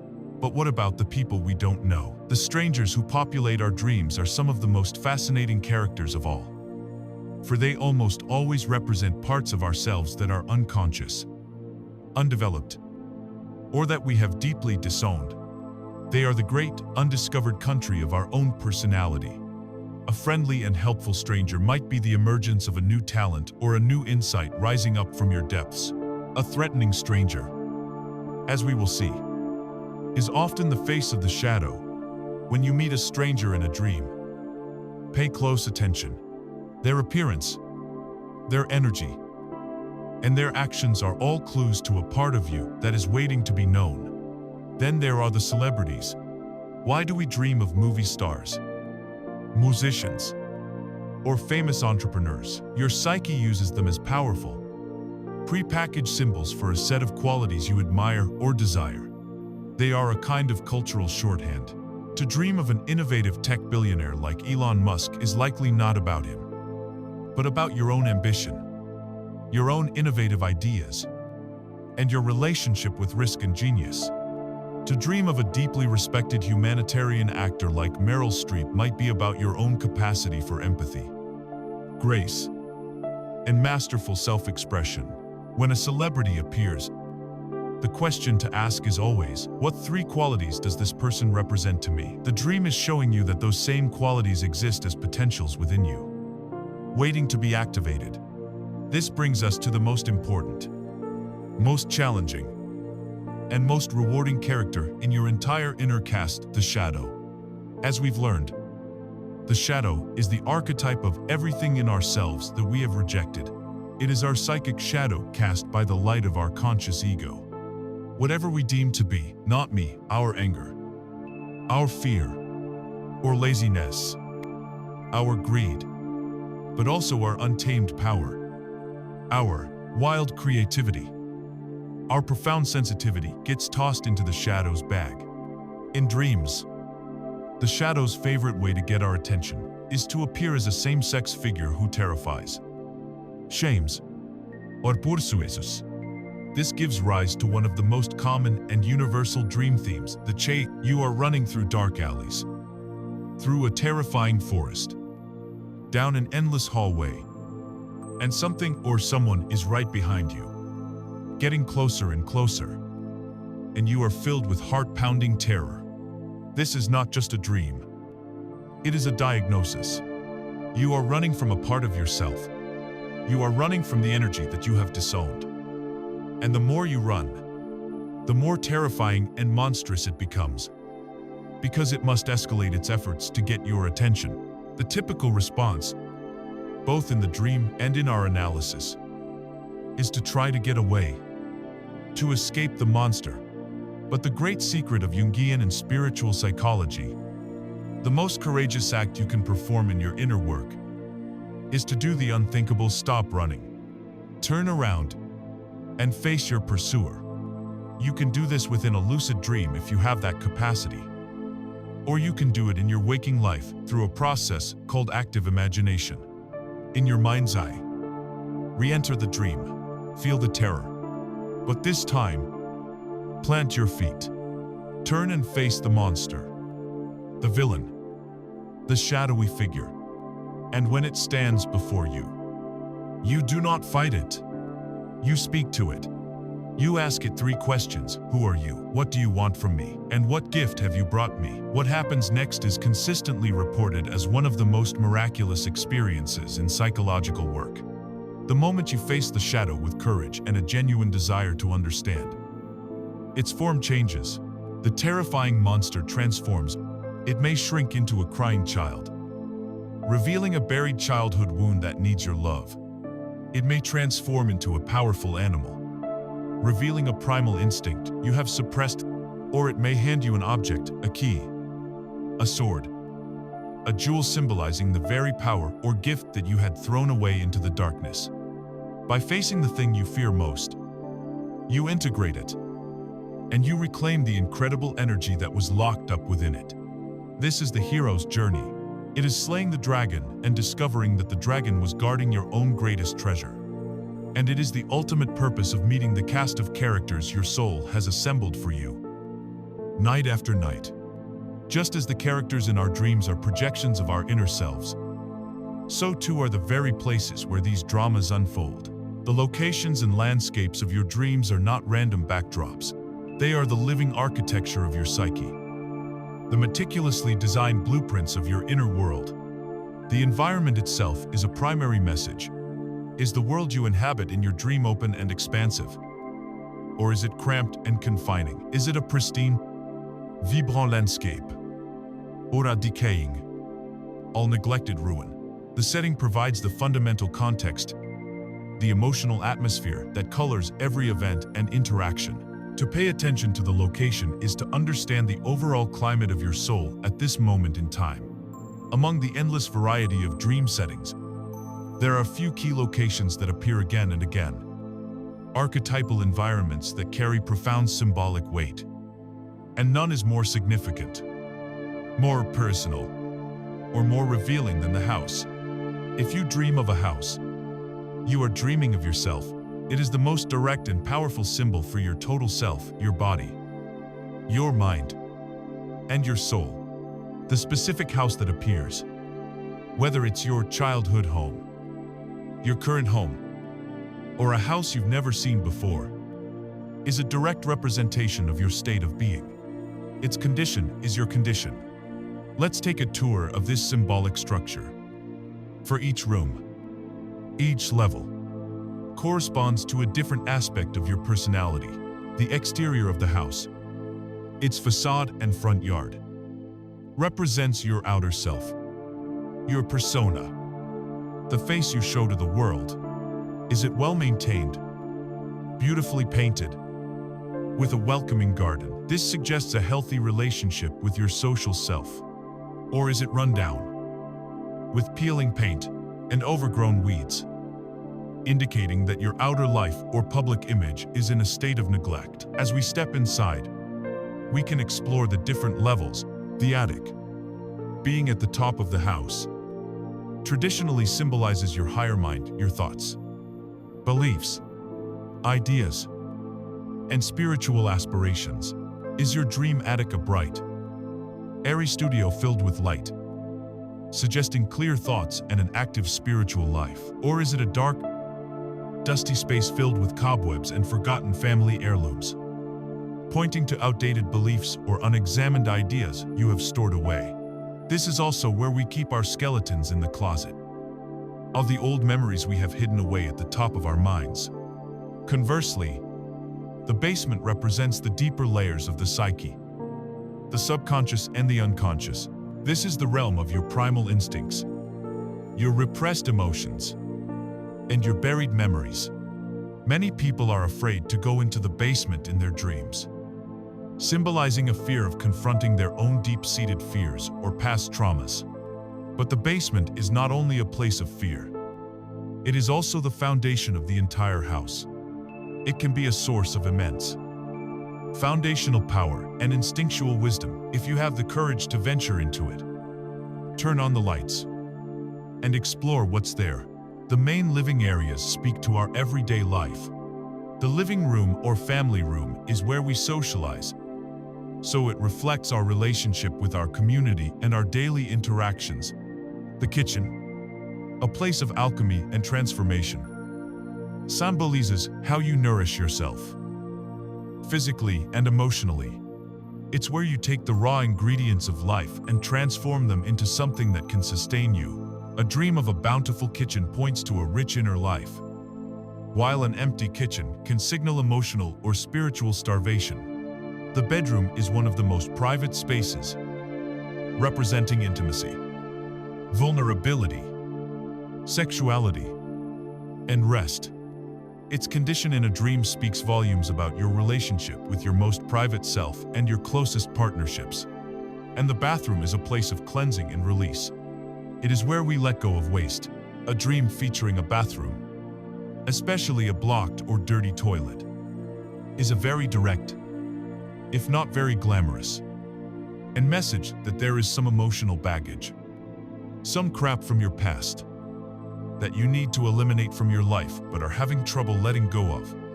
Perhaps the most exciting dream of all is to discover a secret room or an entire new wing of your house that you never knew existed.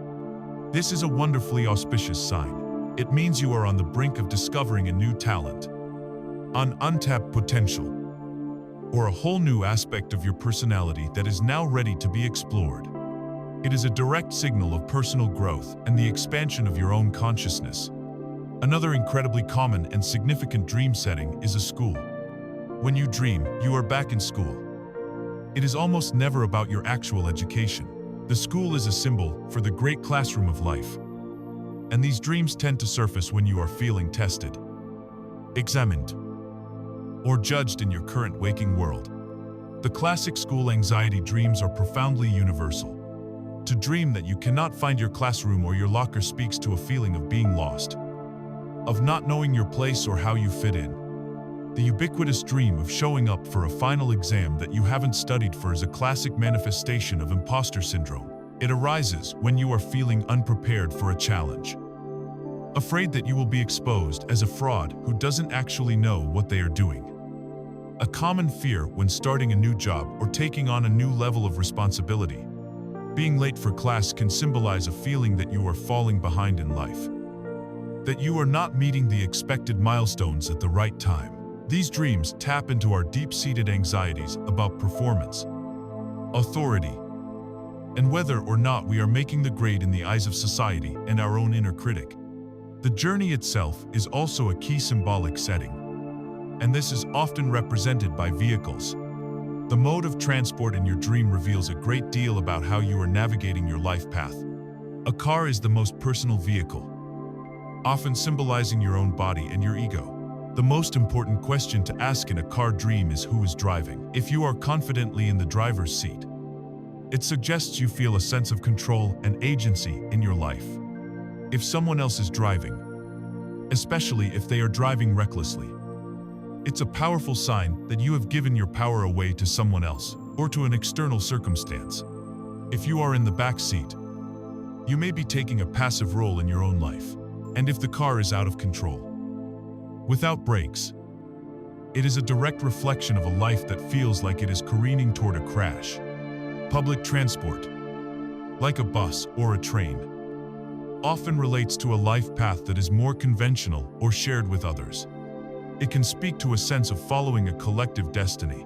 Are you on the right train, heading towards your desired destination? Or have you missed your connection, feeling left behind? Finally, the broader landscapes of our dreams provide the overall emotional context. To be in a dense, dark forest can symbolize being lost in the unconscious, feeling confused and uncertain of the path forward. But a forest can also be a magical place of initiation and discovery. A barren desert often points to a period of spiritual dryness or a dark night of the soul, where inspiration and nourishment feel scarce. And a bustling city can represent your social life and connection to the collective, but it can also symbolize feeling anonymous, overwhelmed, and lost in the crowd. Age setting. From the most intimate room in a house to the vastness of an ocean is a carefully chosen canvas upon which your soul paints its nightly masterpiece. A living blueprint showing you exactly where you are and where you need to look next. Beyond the specific symbols and characters that populate our dreams, there are also recurring narrative structures, archetypal scripts that are so deeply embedded in the human experience that they are shared across cultures and throughout time. These are the blockbuster movies of the subconscious, the universal stories of fear, freedom, vulnerability, and power that our psyche plays for us when it needs to deliver a particularly potent message. You have almost certainly experienced some, if not all, of these dreams. They can be terrifying, exhilarating, or profoundly embarrassing, but they are never meaningless. To understand these common dream scripts is to understand the fundamental anxieties and aspirations that unite us all as human beings, and to receive some of the clearest and most direct guidance your inner self can offer. Let's start with the most common anxiety dream of all: being chased. The pounding heart, the burning lungs, the desperate, panicked flight through streets or forests as something malevolent gains on you. The terror is so real, so visceral, that it can often jolt us awake. In our analysis of dream characters, we established the golden rule: the pursuer is always an aspect of you. This dream is the most dramatic illustration of that principle.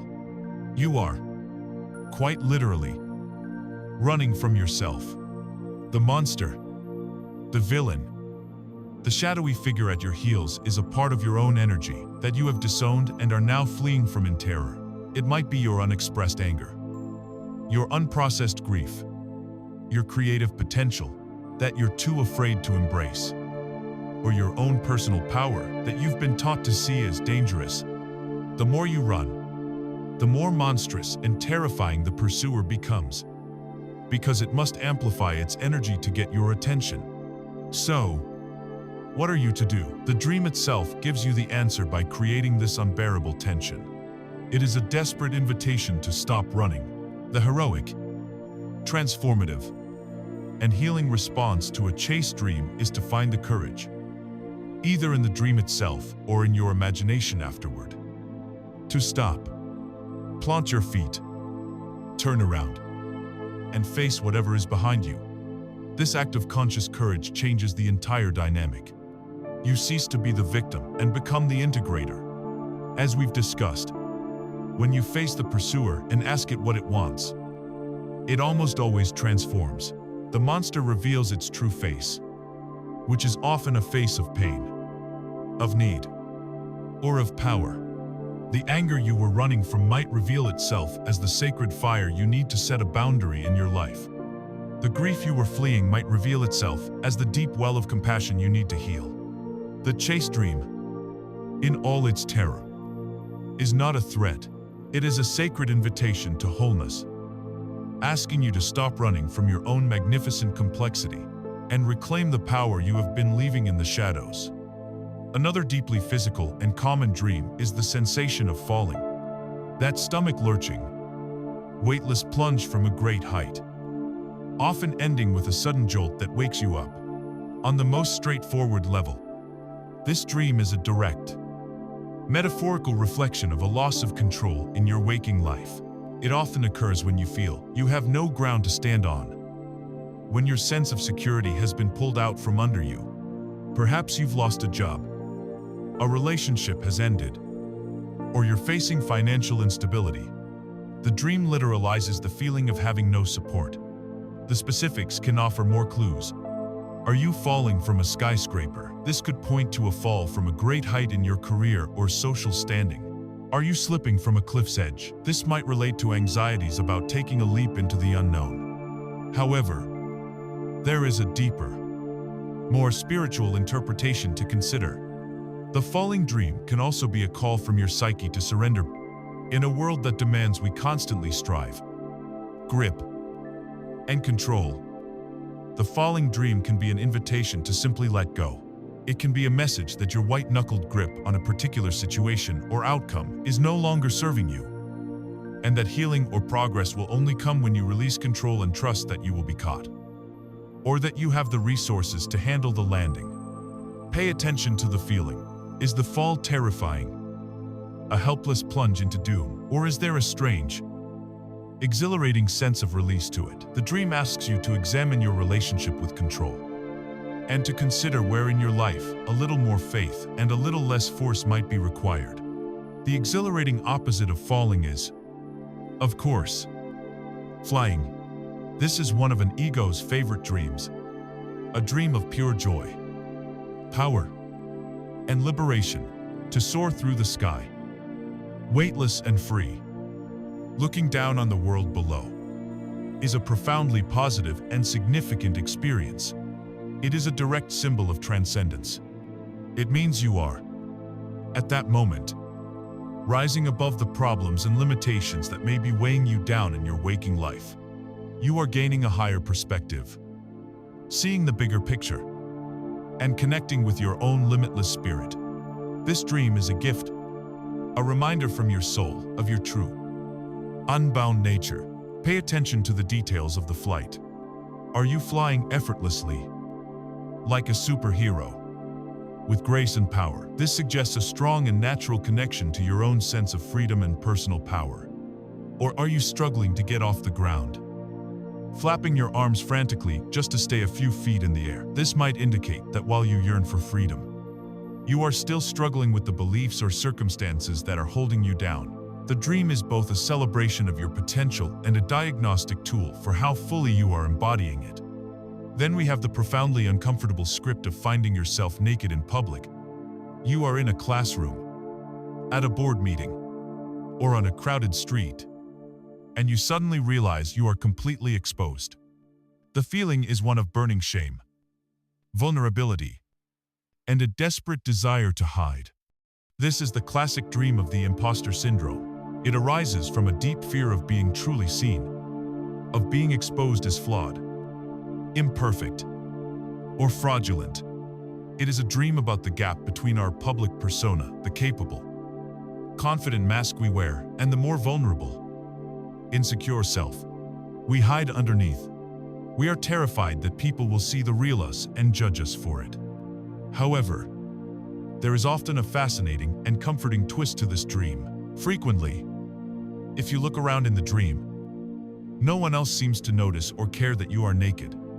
They are all going about their business. This is a profound message from your subconscious. The flaws and vulnerabilities you are so ashamed of are a much bigger deal to you than they are to anyone else. It is an invitation to practice a little more self-acceptance, to understand that your authentic, vulnerable self is not something to be hidden in shame. Finally, we have one of the most common and viscerally disturbing dreams: losing your teeth. In the dream, your teeth feel loose. They crumble in your mouth, or they fall out into your hand. The feeling is one of panic and powerlessness. This dream is most often connected to anxieties about communication and self-expression. Our teeth are vital for speaking clearly and articulating our thoughts. To lose them in a dream often symbolizes a feeling in your waking life that you are not being heard, that you cannot speak your truth, or that your words are having no impact. You feel voiceless. It can also be connected to concerns about your appearance and how you present yourself to the world. A loss of your confident face. On a more primal level, teeth are our natural tools for aggression and self-defense. Our ability to bite back at the world and assert our needs. To lose them can symbolize a profound sense of powerlessness or an inability to stand up for yourself. These common scripts are like a shared human mythology of the night. They are direct, powerful, and deeply personal. Despite their universality, they show us where we are afraid, where we feel free, and where we are being invited to grow. In our exploration of the dream world, we must now venture into its most feared and misunderstood territory: the realm of the anxiety dream and the full-blown nightmare. These are the dreams that leave us jolting awake, heart pounding, skin slick with cold sweat, the raw terror of the experience clinging to us long after our eyes are open. Our natural impulse is to recoil from these experiences, to push them away, to turn on all the lights and distract ourselves until the horrifying images fade. We label them as bad, as attacks, as something having gone wrong in the machinery of our minds. But what if we have been profoundly mistaken? What if the nightmare is not our enemy? What if it is, in fact, our most loyal, most disparity, and most loving friend? A friend who has resorted to screaming because we have refused for so long to listen to their whispers. This is the single most important shift in perspective you can make when it comes to your most terrifying dreams. A nightmare is not a monster that has come to torment you. It is a message that has come to save you. It is the soul's emergency broadcast system. It is the psychic equivalent of a smoke alarm blaring at 3 in the morning. The sound is terrifying, jarring, and deeply unpleasant. But its purpose is not to harm you. Its purpose is to wake you up, to alert you to a fire that threatens the very foundation of your house. The intensity of the nightmare is directly proportional to the urgency of the message and the degree to which you have been ignoring it in your waking life. Gentle nudges, subtle symbols, and quiet feelings have been sent, but they have been overlooked. The psyche, in its infinite wisdom and its profound desire for your wholeness, must therefore escalate its strategy. It must shout. It must create a narrative so emotionally charged, so viscerally terrifying, that you can no longer ignore the message it contains. To view a nightmare in this light is a radical act of self-compassion. It moves you from the position of a terrified victim to that of an empowered and attentive listener. So, where do these terrifying messages originate? Nightmares are not random atmospheric events. They have deep roots in the soil of our psyche. One of the most common sources is unresolved trauma. When we experience an event that is too overwhelming for our conscious mind to process, the memory, with all its attendant fear and pain, gets stored away in the subconscious. The psyche, in its attempt to heal, will then replay the traumatic event in the form of a nightmare. This is not to re-traumatize you, but to attempt, again and again, to gain a sense of mastery over the event, to process the unprocessed emotions, and to finally integrate the experience into your life story in a way that allows you to move forward. The nightmare is a testament to your mind's relentless drive to heal itself. Nightmares also arise from our deepest, most profound fears and anxieties. They give form and a face to the existential dreads we so skillfully avoid during the day. If you have a deep-seated fear of failure, your subconscious might stage a nightmare of you being publicly humiliated on a grand scale. If you fear abandonment, you might dream of being lost and utterly alone in a desolate wasteland. The nightmare takes the abstract anxiety and makes it terrifyingly concrete, forcing you to look at the very thing you are most afraid of. Furthermore, a severe inner conflict can erupt into a full-scale war in your dreamscape. If a part of you yearns for freedom and adventure, while another part clings desperately to safety and security, your dream might become a battlefield, a violent and chaotic nightmare that perfectly mirrors the war being waged within your own soul. And finally, nightmares are often the last resort of our suppressed shadow energy. If you have, for your entire life, denied your own anger, viewing it as an unacceptable emotion, that repressed rage can build up such pressure that it bursts forth in your dreams as a murderous, terrifying monster. That monster is your own disowned anger, attacking you because it is the only way it can get you to finally acknowledge its existence. Knowing their purpose is one thing, but how do we work with these terrifying gifts in a practical way? The first step, and the most courageous, is to resist the urge to run. When you wake from a nightmare, stay with the feeling. Do not immediately jump up and turn on the television. Lie there for a moment in the darkness and allow the terror to be present. Acknowledge its power. This act of stillness honors the importance of the message you have just received. The next step is to get your journal and write it all down in excruciating detail. Do not gloss over the scary parts. Write down every gruesome image, every terrifying sound, every feeling of panic and despair. This act does two things. It externalizes the fear, moving it from a subjective terror inside you to an objective story on a page that you can study. And it ensures you capture the vital clues hidden within the details. Once the nightmare is on the page, try to look beneath the surface layer of fear and identify the core feeling. Is it helplessness, guilt, shame, rage, loss? Naming this deeper root emotion is a crucial step in understanding the message. Then, ask yourself the central question. What is this nightmare so desperately trying to make me aware of, or what aspect of my life or myself have I been neglecting so profoundly that my soul feels it has to scream at me in this way? Perhaps the dream is screaming at you about an unhealthy relationship you've been tolerating, a job that is crushing your spirit, or a deep wound from your past that you have refused to tend to. Be brutally honest with yourself. The nightmare has already broken through your defenses. Now is the time for truth. Finally, there is a powerful technique you can use to actively engage with the nightmare and transform its energy. It is called rescripting, or active imagination. After you have written down and reflected upon the nightmare, you can consciously rewrite the ending. This is not an act of denial or escapism. It is an act of empowerment. In your journal, or simply in your mind's eye, re-enter the dream, but this time, you give your dream self a new tool, a new resource, a new power. If you are being chased, you can rewrite it so that you stop, turn around, and speak to the pursuer. If you were falling, you can imagine yourself growing wings. If you were facing a monster, you can give yourself a magical sword or a powerful ally. By doing this, you are sending a powerful message back to your subconscious. You are saying, Message received. I am no longer a passive victim to this energy. I am ready to engage with it consciously and courageously. This simple act can have a profound effect, often reducing the intensity and frequency of the nightmares. Because the loving friend in the terrifying mask finally knows that you are ready to listen.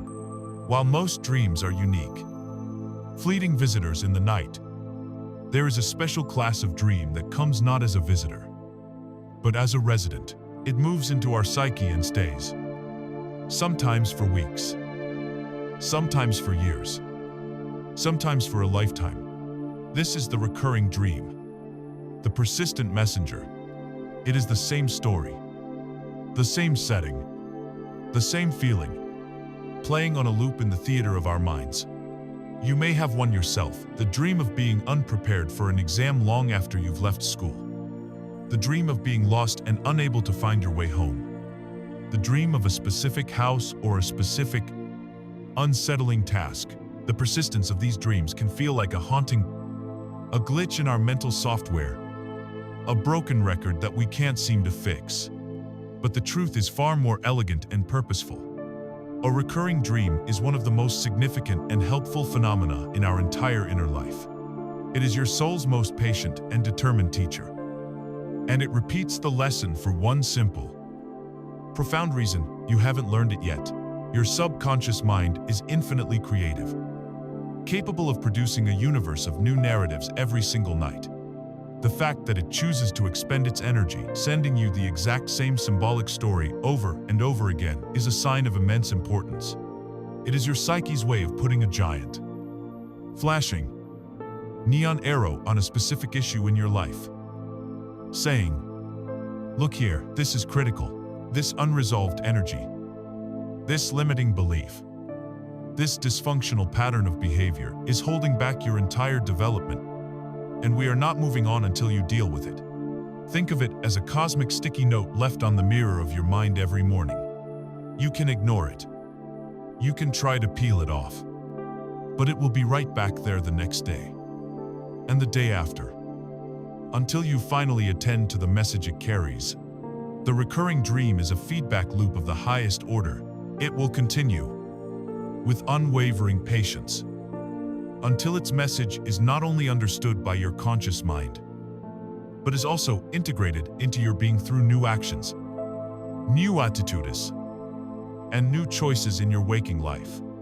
So, what are the core lessons these persistent messengers are trying to teach? Recurring dreams almost always point to a fundamental, unresolved conflict or a deeply ingrained pattern that is playing out in your life.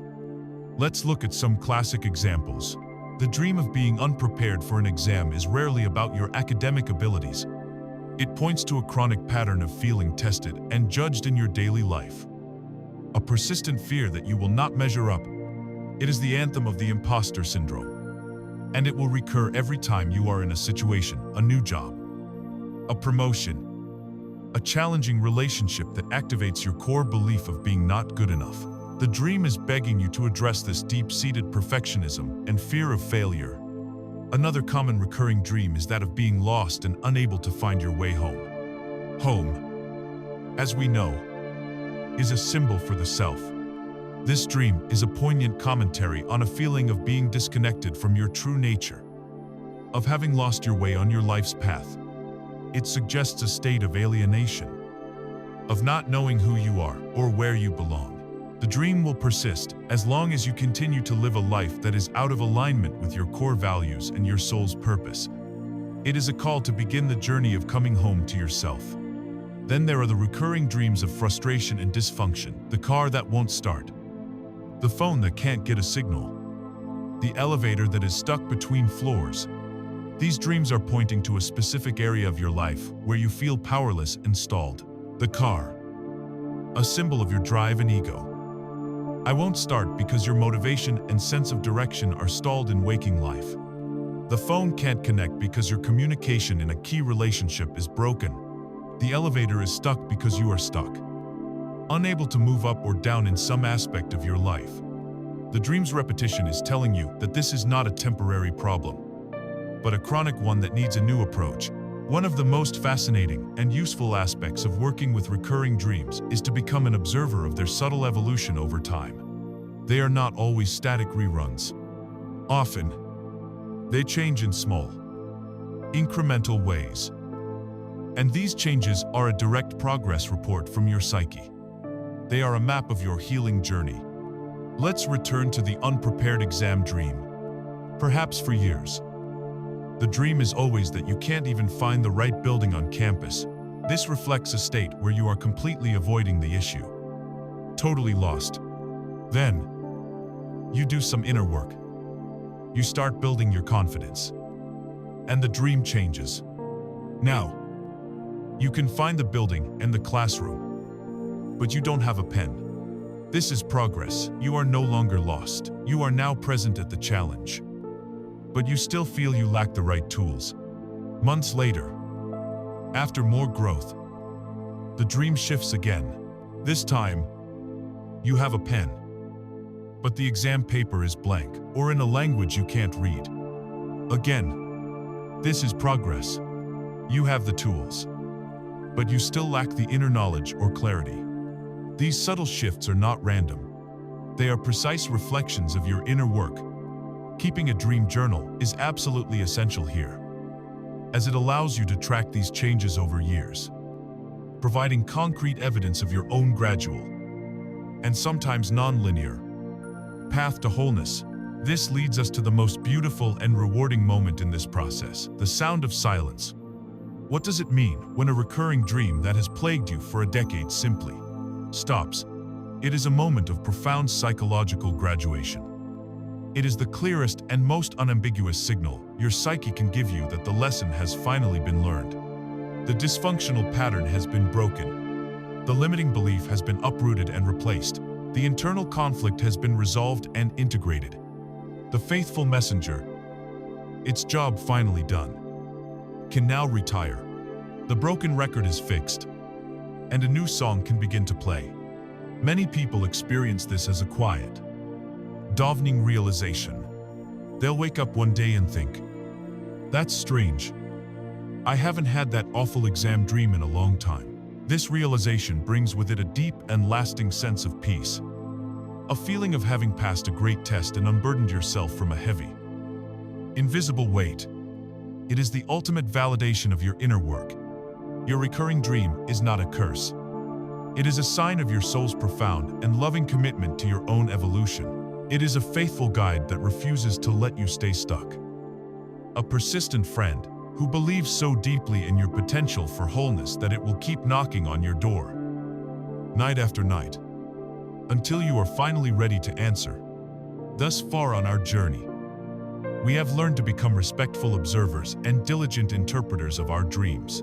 We have learned to gather these nightly messages, to understand their symbolic language, and to appreciate them as profound communications from the depths of our psyche. But there is another level to this work. There is a frontier of consciousness that moves us from being the passive audience of our inner movie to becoming its conscious co-creator, its star, and even its director. This is the luminous, electrifying, and profoundly transformative state known as lucid dreaming. To put it simply, a lucid dream is a dream in which you know you are dreaming. It is the moment, in the midst of the most surreal or mundane dream narrative, that a spark of awareness ignites and a thought arises with stunning clarity. This is a dream. In that single moment of recognition, everything changes.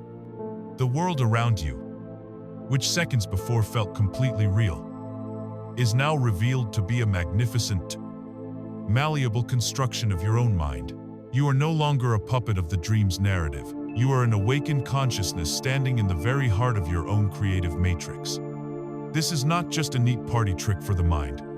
It is a profound state of expanded awareness, a true bridge between your conscious and subconscious worlds, offering some of the most powerful opportunities for growth, healing, and discovery imaginable. The benefits of cultivating lucidity are as vast as the dream world itself. It transforms your inner world from a place you passively visit into an interactive playground and a sacred laboratory for the soul. One of the most immediate and empowering applications is the mastery over nightmares. Imagine you are in the midst of a terrifying chase dream. The monster is at your heels. But this time, the spark of lucidity ignites. You realize, this isn't real. I am dreaming.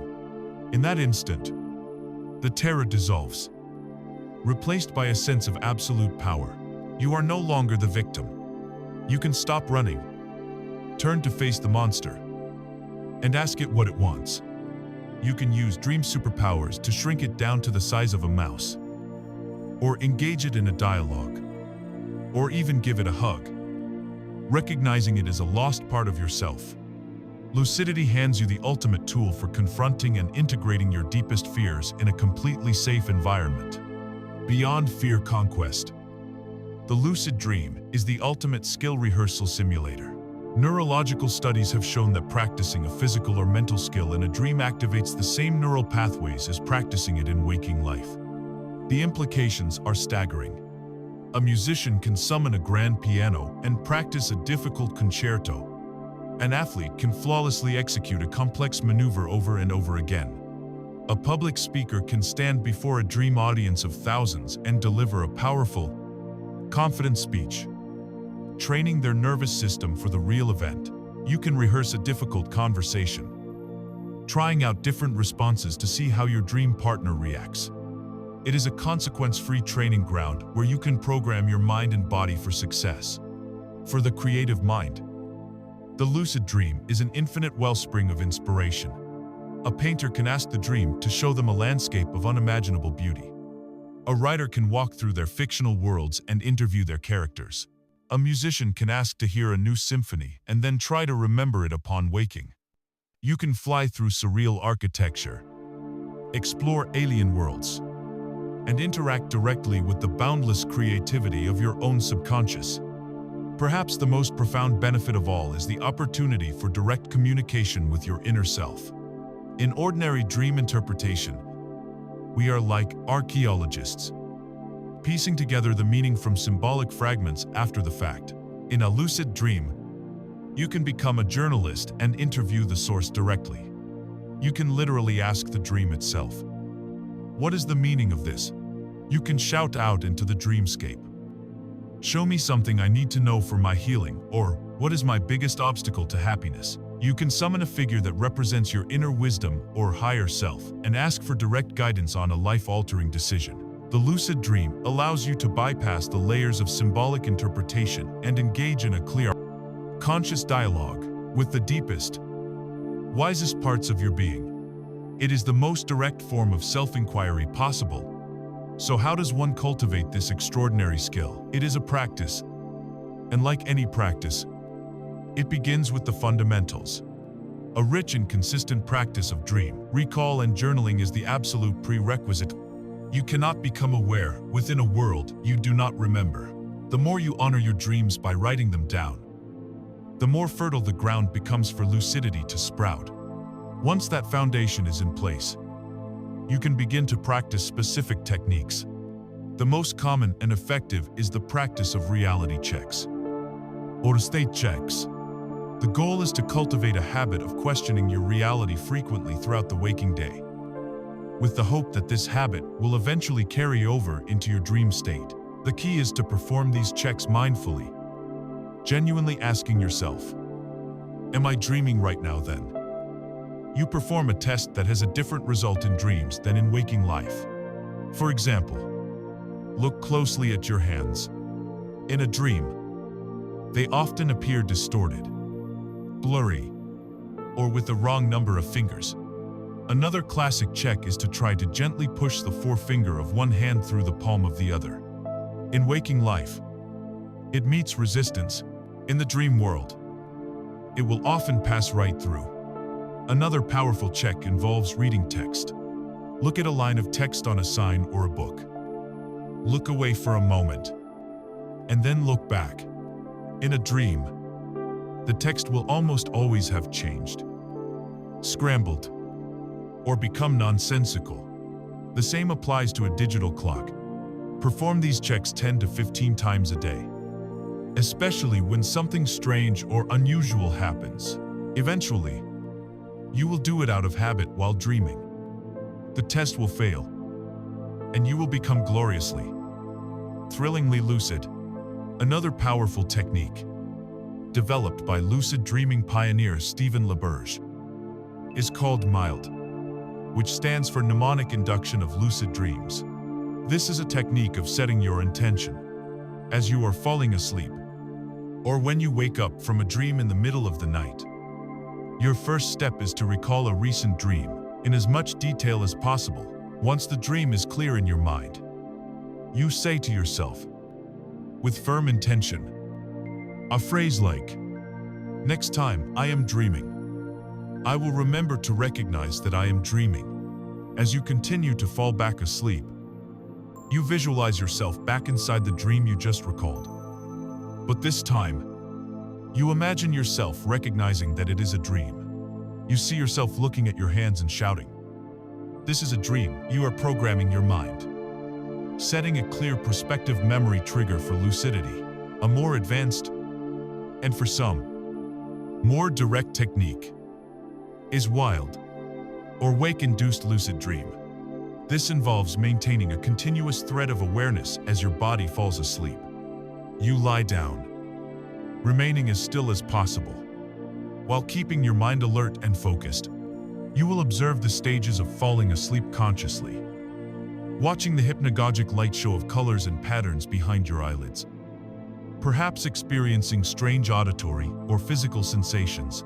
The key is to remain a passive, fearless observer. As the dream world begins to form around your conscious awareness, it is a delicate balancing act. But when successful, it allows you to step directly from waking reality into a fully lucid dream. This is the art of becoming an astronaut of inner space, a conscious explorer in the limitless universe of your own mind. We have journeyed through the landscapes of the psyche, deciphered the language of symbols, and met the inner cast of characters. We have even explored the possibility of becoming a conscious participant in our own dreams. Now, we arrive at one of the most practical and awe-inspiring applications of our nightly journeys: the dream as a source of boundless creativity and ingenious problem-solving. It is a well-documented fact that some of the most significant breakthroughs in science, art, and technology did not originate in a brightly lit laboratory or a bustling studio, but in the quiet, mysterious theater of a dream. To understand how this is possible, we must first understand the unique cognitive state of the dreaming brain. During our waking hours, our conscious mind, governed largely by the prefrontal cortex, acts as a strict and logical gatekeeper. It organizes our thoughts into linear, rational patterns.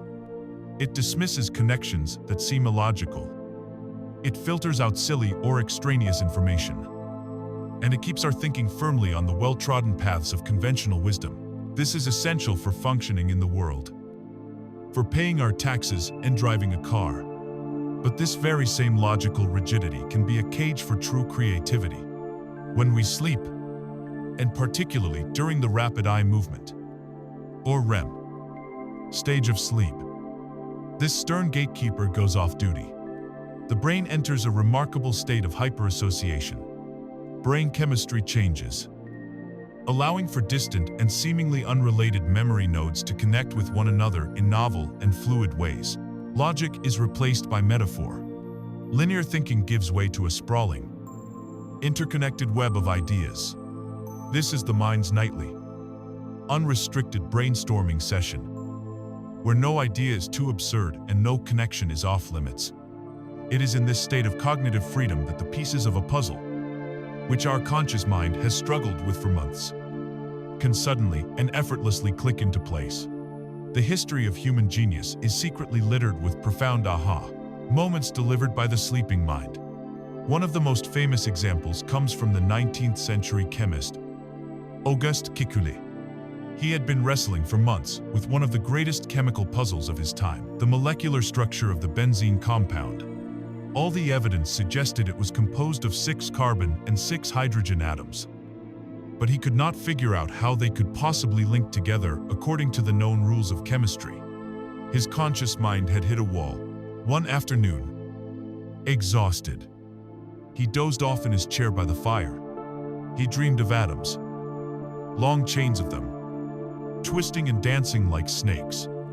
He watched, fascinated, as one of the snakes suddenly seized its own tail in its mouth, forming a whirling circle. Kekule awoke with a jolt. The image of the snake biting its own tail, the ancient Ouroboros symbol, had given him the answer. The benzene molecule was not a straight chain at all, it was a closed ring. This single dream image revolutionized organic chemistry and laid the foundation for modern chemical theory. The world of invention is also indebted to the dream. Elias Howe, the inventor of the modern sewing machine, was similarly stuck on a critical problem in the 1840s. He could not figure out where the eye of the needle should be.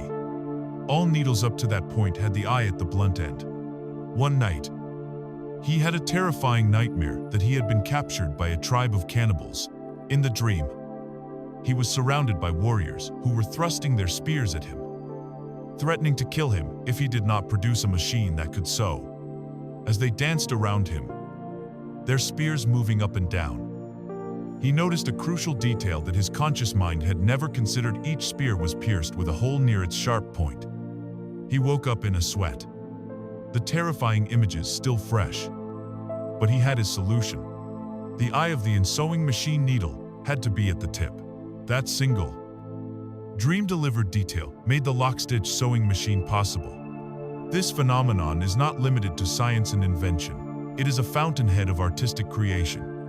Perhaps the most played song in history, "Yesterday," came to Paul McCartney in a dream. He woke up one morning in 1965 with a complete, achingly beautiful melody fully formed in his head. He immediately went to a piano and played it to get it down. He was so utterly convinced that he must have heard it somewhere before, that he must be subconsciously plagiarizing it, that he spent the next month playing the melody for friends and people in the music industry, asking, "Does this sound familiar to you?" No one had ever heard it. The entire perfect melody had been composed for him by his subconscious mind and delivered as a gift upon waking. Even one of literature's most enduring monsters was born from a dream. In 1816, an 18-year-old Mary Shelley was staying with Lord Byron and her future husband, Percy Bysshe Shelley. They challenged each other to write a ghost story.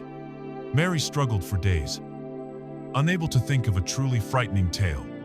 Then, one night, she experienced a terrifying waking dream. A hypnagogic vision where she saw, with horrifying clarity, the pale student of unhallowed arts kneeling beside the thing he had put together. She watched as the creator's engine was switched on, and the hideous corpse of a man began to stir with an uneasy, half-vital motion. She awoke in terror, but with the profound realization, "I have found it. What terrified me will terrify others." That single, powerful image, delivered from the depths of her psyche, became the seed for her masterpiece, Frankenstein. These are not just happy accidents. They are the result of a mind that was intensely focused on a problem, and then allowed the creative power of the unconscious to take over. And this is a process that you can consciously engage in yourself through a technique known as dream incubation. This is the art of intentionally planting a seed in your mind, requesting that your dream provide you with a solution to a specific problem. The process is simple but powerful. First, you must formulate a clear question. Distill your creative problem or life challenge down to a single, concise question. Not "I need a new idea," but something specific. Like, "What is the key to resolving the conflict in my story's third act?" Or, "Show me a novel way to visualize this scientific data." The second step is to immerse yourself in the problem in the hour before you go to sleep. Gather all your notes, your research, your sketches. Think deeply about the problem from all angles. Fully engage your conscious mind with the challenge. You are essentially loading all the relevant data into your mental computer. The third step is the intention ritual. As you are lying in bed, ready to fall asleep. Hold your single question in your mind. Repeat it gently like a mantra. Visualize the problem. Feel the desire for a solution. You are placing an order with the creative cosmos of your subconscious mind. Finally, and this is crucial, the moment you wake up, you must write down everything you remember. No matter how strange or nonsensical it seems, the answer from a dream is rarely a literal, straightforward memo. It almost always speaks in the language of metaphor.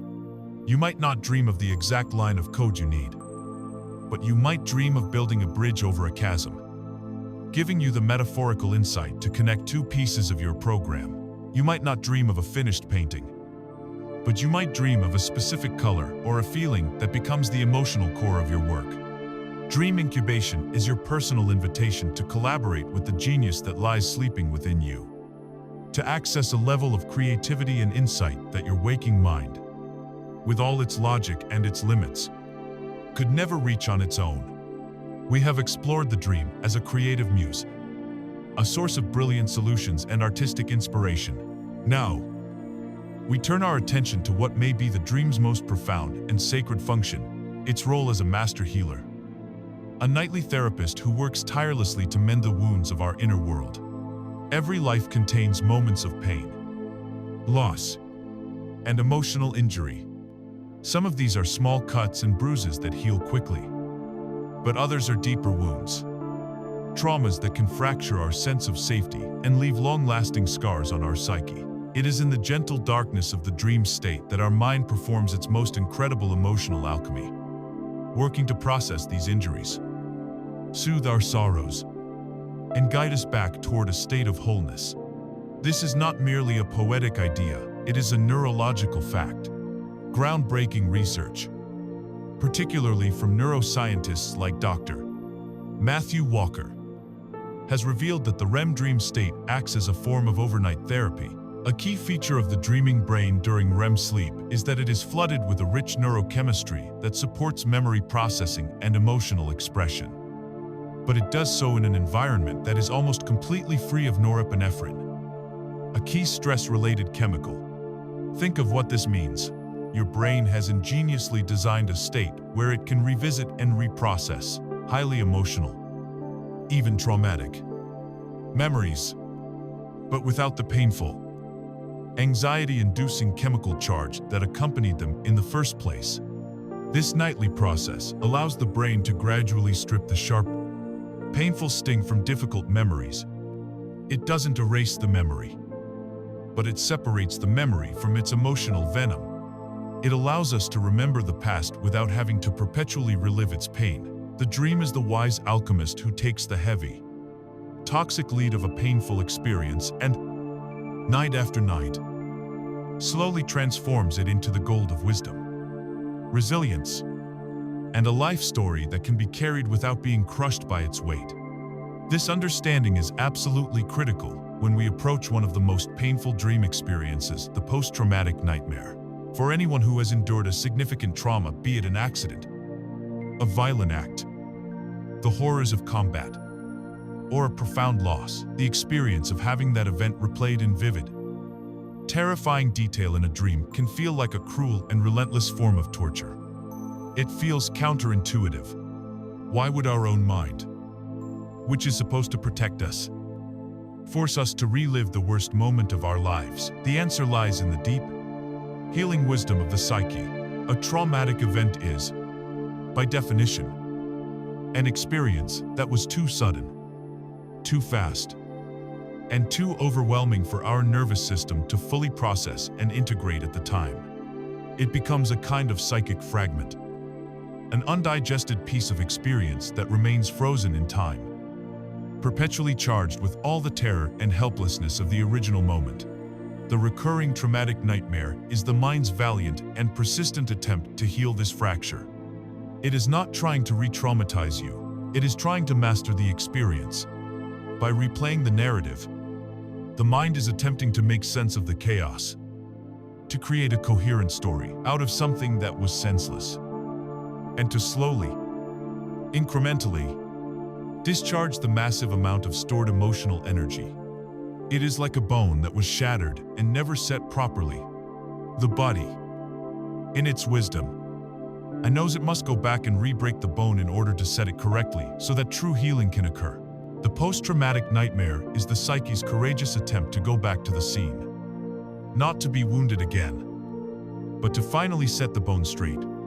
It is a sign not of pathology, but of a fierce and unwavering commitment to your own recovery.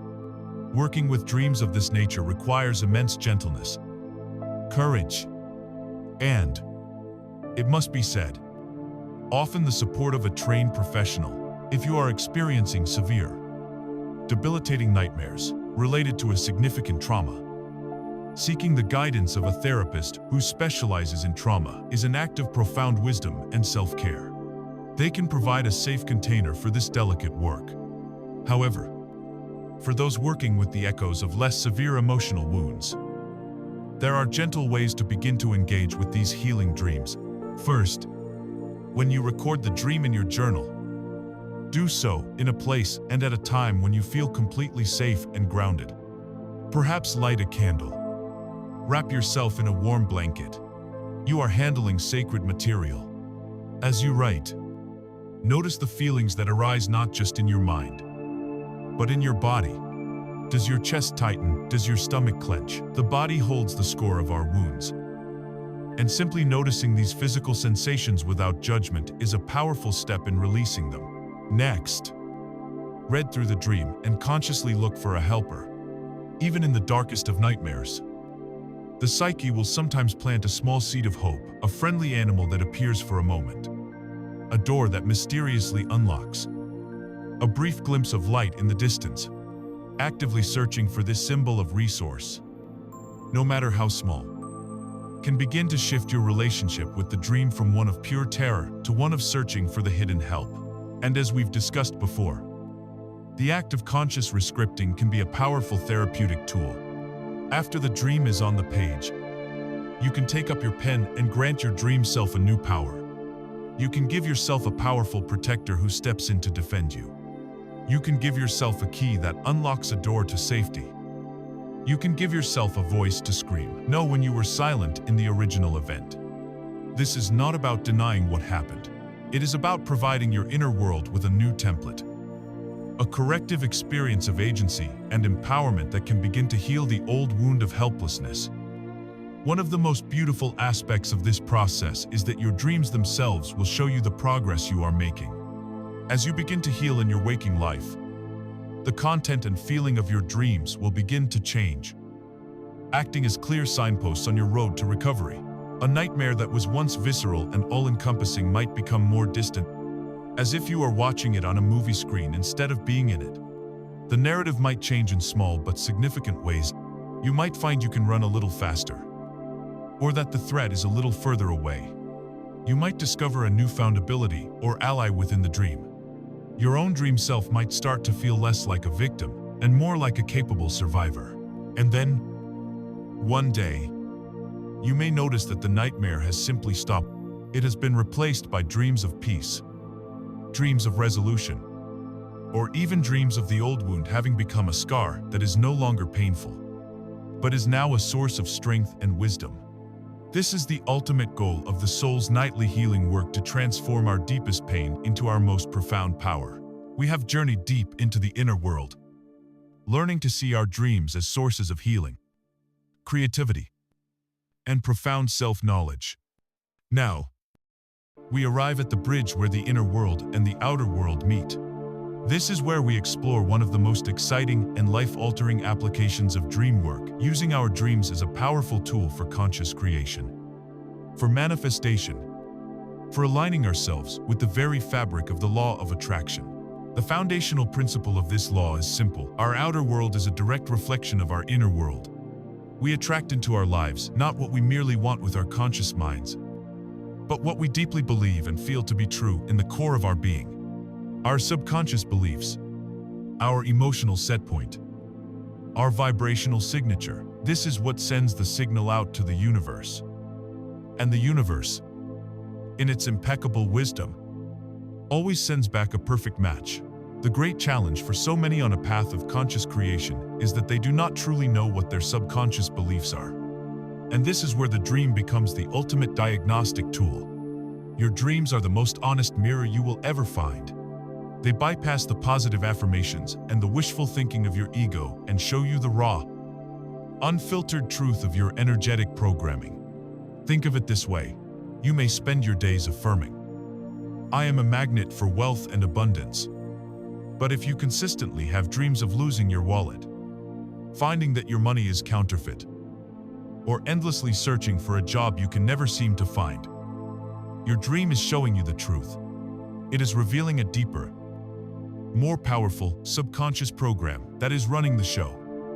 A program that is rooted in a belief in lack, scarcity, and unworthiness. You may desire a deeply loving and committed partnership, but if your nights are filled with dreams of being abandoned, of chasing after people who will not turn around, or of being locked out of a beautiful home, your dreams are holding up a mirror to a core belief that you are unworthy of love, that intimacy is unsafe, or that you are destined to be alone. Your dreams are the ultimate accountability partner on your manifestation journey. They lovingly, but unflinchingly, show you the energetic blocks, the limiting beliefs, and the unresolved wounds that are preventing you from aligning with the reality you desire. To work with your dreams is to finally gain access to the control panel of your own vibrational reality. Once you begin using your dream journal as a diagnostic tool for manifestation, you can start the profound work of excavating and clearing these energetic blocks. When a dream reveals a theme of lack, instead of feeling discouraged, you can now feel empowered. You have found the source of the blockage. You can take the symbol from the dream, the empty wallet, the missed train, and use it as a starting point for conscious inquiry. You can ask yourself, where did I learn this belief that I am not meant to be prosperous? Whose voice is telling me that I will always miss my opportunity? By bringing this unconscious belief into the light of your conscious awareness, you rob it of its power. You can then begin the work of actively overwriting that old program with a new one, through new affirmations, new actions, and new choices that prove your old belief to be false. If your dreams consistently point to a fear of intimacy, you can use that awareness to explore that fear in your waking life, to understand its roots, and to begin taking small, courageous steps toward vulnerability. Your dreams give you the X that marks the spot where the treasure of your transformation is buried. They hand you the very key you need to unlock the cages of your own limiting beliefs. This process alone is life-changing. But there is a level beyond diagnostics. There is a way to turn your dream state into an active, powerful, vibrational rehearsal studio. This is the magic of using lucid dreaming for manifestation. As we have learned, the subconscious mind cannot tell the difference between a real experience and a vividly imagined one. When you feel an emotion, your body and your energy field produce a chemical and vibrational signature that is real, regardless of whether the stimulus is external or internal. This is the secret to lucid manifestation. It is not enough to simply think about what you want. The law of attraction responds to the feeling, to the vibration of already having it. And the lucid dream is the most powerful and realistic environment in which to generate that feeling. Upon becoming lucid in a dream, you can consciously and deliberately begin to manifest your desires within the dreamscape. If you desire a new home, don't just visualize it. In your lucid dream, walk through its front door. Feel the cool marble under your bare feet. Run your hands along the smooth kitchen countertops. Look out the window at the beautiful view and allow your dream body to be flooded with the overwhelming emotions of gratitude, joy, and the feeling of I am home. If you desire to be a successful entrepreneur, you can dream yourself into your thriving office. Hear the happy buzz of your employees. Look at the surging numbers in your bank account and feel the deep, satisfying pride of your accomplishment. If you desire a loving partner, you can conjure them before you. Feel the warmth of their embrace. Hear their loving words. And allow your heart to swell with the feeling of being completely seen, loved, and cherished. By practicing the feeling state of your fulfilled desire in the hyper-realistic environment of a lucid dream, you are doing something profound. You are training your nervous system, your cellular memory, and your entire energetic being to become a perfect vibrational match for the reality you wish to create. You are rehearsing your future, making it so familiar to your subconscious that it has no choice but to draw it into your waking life. Finally, we can expand our perspective even further and see our dreams not just as messages from our own subconscious, but as direct communications from a benevolent, universal intelligence, a guiding force that some may call Source, God, or the quantum field. In this view, the dream state is a space where the universe can give us direct clues, nudges, and signposts to guide us on our path of least resistance toward our desires. It might send you a dream of a specific city you had never considered, only for you to later discover a perfect job opportunity there. It might send you a recurring symbol that you then see on a billboard, which leads you to a person or place that is critical for your next step. It might give you a dream in which a wise figure literally tells you which limiting belief you need to release. When you hold the intention to co-create with the universe, your dreams can become a nightly dialogue with this infinite intelligence. You are no longer just a passive dreamer or even a conscious creator.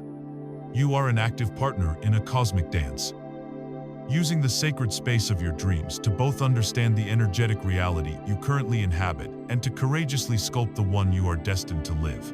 We have journeyed together through the many layers of the dream world, viewing it as a psychological workshop, a healing sanctuary, a creative studio, and a manifestation chamber. We now arrive at the heart of the labyrinth, the most sacred space of all, where the dream reveals its ultimate nature, that of a spiritual path. This is the understanding that your nightly journeys are not just about sorting through your personal past or planning your personal future. They are a direct line of communication with the divine, a sacred portal through which you can access the deepest wisdom of your soul and the universe itself. All the work we have done until now, learning the language of symbols, facing the shadow, healing our wounds, has been a form of purification. It has been the sweeping of the temple floors, the clearing of the altar, preparing us to receive a more profound and transcendent form of guidance. At the center of this spiritual path is the possibility of a direct encounter with what many traditions call the higher self. This is the part of you that is eternal, unconditionally loving, and infinitely wise. It is the divine spark within, the voice of your soul, the essence of who you are beyond the fleeting personality of your ego. In the dream world, this higher self often communicates with us through the archetypal figures of the wise old man or the wise old woman. You may dream that you are lost in a forest, and a kind, white-bearded man with gentle, knowing eyes appears and points you toward a hidden path. Or you may be weeping in your dream, and a luminous, compassionate, grandmotherly figure will enfold you in an embrace that fills you with a profound sense of peace and assures you that you are deeply loved. The wisdom these figures impart is never preachy or judgmental. It is simple, profound, and lands with the unmistakable ring of truth. It often feels less like learning something new and more like remembering something you have always known. These encounters are not just for the lucky few. You can actively invite this connection. Before you sleep, you can set a clear intention. Tonight, I ask to connect with my highest source of wisdom, or I am ready to receive guidance from my higher self. In a lucid dream, you can take this a step further and call out directly, I wish to speak with my spirit guide, or please allow me to meet the wisest part of me. Then, you must trust the form that appears. It may not be what you expect. It could be a radiant animal, a child, or even just a disembodied voice. The form is secondary to the feeling. It evokes a sense of deep resonance, unconditional love, and profound clarity. This dialogue with your divine self is your birthright, and the dream world is the sanctuary where this sacred meeting can most easily take place. Beyond personal guidance, There are dreams that seem to break through the veil of ordinary reality altogether, plunging us into a direct experience of the mystical. These are what Jung called big dreams, or what scholars of religion call numinous experiences. They have a quality of holiness, of awe, and of otherworldly power that leaves an indelible mark on our souls. One of the most common forms of this is the dream of light. In such a dream, the narrative may dissolve, and you find yourself bathed in, or merging with, a brilliant, beautiful light. This is not ordinary light. It is imbued with an intelligence, a consciousness, and an overwhelming feeling of unconditional love and acceptance. People who have these dreams often report that all their fears, especially the fear of death, are completely washed away, replaced by a certainty of their own eternal nature. Another form of transcendent dream is the experience of cosmic unity. In these dreams, the boundaries of the personal ego dissolve, and you experience a sense of oneness with everything. You might feel yourself expanding to become the entire universe, feeling the stars and galaxies as part of your own body. You might merge with the ocean and feel the consciousness of all life within it. These are not intellectual concepts, they are direct, felt experiences of the mystical truth that we are all interconnected, that the separation we feel in our waking lives is an illusion. A single dream of this nature can permanently alter your worldview, shifting you from a sense of being a small, isolated individual to being an integral and beloved part of a conscious, living cosmos. These big dreams often come at major turning points in our lives, acting as spiritual initiations or divine course corrections, reminding us of the magnificent truth of who we really are. On a more practical, day-to-day level, the dream path is the ultimate training ground for your intuition. Intuition is the faculty of knowing something directly, without conscious, linear reasoning. It is a language of feeling, of gut instinct, but of subtle nudges and symbolic flashes of insight. This, as you now know, is the native language of the dream world. Every time you correctly interpret a dream symbol based on your own feeling rather than a book, every time you trust the emotional tone of a dream over its logical narrative, you are strengthening your intuitive muscle. The practice of dream work teaches you to value and trust a nonlinear way of knowing. As you become more fluent in the symbolic, metaphorical language of your dreams at night, you will find that your intuition begins to speak to you with greater clarity and confidence during the day. You will start to notice synchronicities, to trust your gut feelings about people and situations, and to receive flashes of insight that guide your decisions. Your dreams tune your entire being to a more subtle, more accurate, and more soulful frequency of information. Finally, this spiritual path of dreaming ultimately leads us to the answer of life's most pressing question. What is my purpose? What is the great work I came here to do? In the noise and confusion of the waking world, with all its external pressures and societal expectations, it can be nearly impossible to hear the quiet call of our own soul. But in the dream world, that call becomes clear. Your dreams are constantly and patiently pointing you toward your life purpose. They do this by consistently showing you the images, activities, and themes that bring you the most profound sense of aliveness. Pay attention to the recurring themes of joy in your dreams.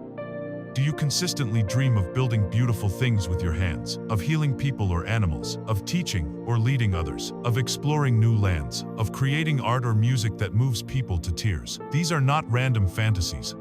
These are sacred clues. Your dreams reveal what makes your spirit sing, what you would do even if nobody paid you, what connects you to a sense of meaning that transcends your ego. They are the compass of your soul, always pointing toward your true north. To follow the path of your dreams is, in the end, to follow the path back to your most authentic, joyful, and purposeful self. We have now traveled to the furthest reaches of the inner cosmos. We have journeyed back in time to the ancient dream temples. We have mapped the vast territories of the subconscious mind. We have learned the symbolic grammar of the soul. and we have opened ourselves to the possibility of guidance from the divine. We have come to understand that the dream is not a trivial fantasy, but a sacred text, a nightly communication rich with the potential for healing, creativity, manifestation, and profound spiritual connection. But all the knowledge in the world, all the theories and all the techniques are meaningless until they are woven into the fabric of our daily lives. This, then, is not an end. It is the true beginning. For our final exploration is to learn how to carry the wisdom of the night into the light of day. How to stop being just a dreamer of dreams and start becoming a liver of a dream-informed life. This practice begins in the sacred, liminal moments of your morning. For most of us, the first act of the day is to reach for a phone, to immediately flood our consciousness with the noise, the demands, and the anxieties of the external world. To live a dream-informed life requires a gentle but firm rebellion against this habit. It asks you to make your first conversation of the day not with the world, but with your own soul, before your feet touch the floor, as you lie in that quiet space between sleep and waking. If you practice the art of stillness we have discussed, you keep your eyes closed. You listen. You feel. You honor the messages that are waiting for you in the antechamber of your mind. Then, you reach not for your phone, but for your dream journal. This simple act is a ritual in itself. You are signaling to your deepest self and to the universe that this inner guidance is your priority. You are treating this communication with the reverence it deserves. As you write, you do not need to perform a deep, hour-long analysis of every single detail. This can become overwhelming and unsustainable. The goal is to distill the essence, to find the single, most potent insight from the night's journey. As you read over your dream, ask yourself one simple question. What is the one thing my soul most wants me to know today? It might be a single feeling, a need for more joy, a recognition of hidden sadness. It might be a single image, a mighty oak tree reminding you of your own strength, a flowing river encouraging you to let go. Or it might be a single, clear message from a dream character. Find that one central piece of wisdom. Once you have this single insight, you can use it to set a conscious intention for your day. This is the bridge between the inner world and the outer world. If your dream's core message was about the need to be courageous, your intention for the day might be, today, I will look for one opportunity to act with courage, no matter how small. If your dream was about a cluttered, neglected house, your intention might be, today, I will take one step to bring a sense of order and care to my environment and my inner life. By doing this, you are taking the ethereal wisdom of the dream and making it a tangible, actionable guiding principle for your waking hours. Your dream is no longer just a passive memory. It has become your personal theme for the day, a compass that helps you navigate your choices. Of course, insight without action is merely entertainment for the ego. A life truly informed by dreams is a life of changed behavior. It is about having the courage to walk the talk, to allow the wisdom you receive to alter your course. This does not always mean making dramatic, life-altering decisions overnight.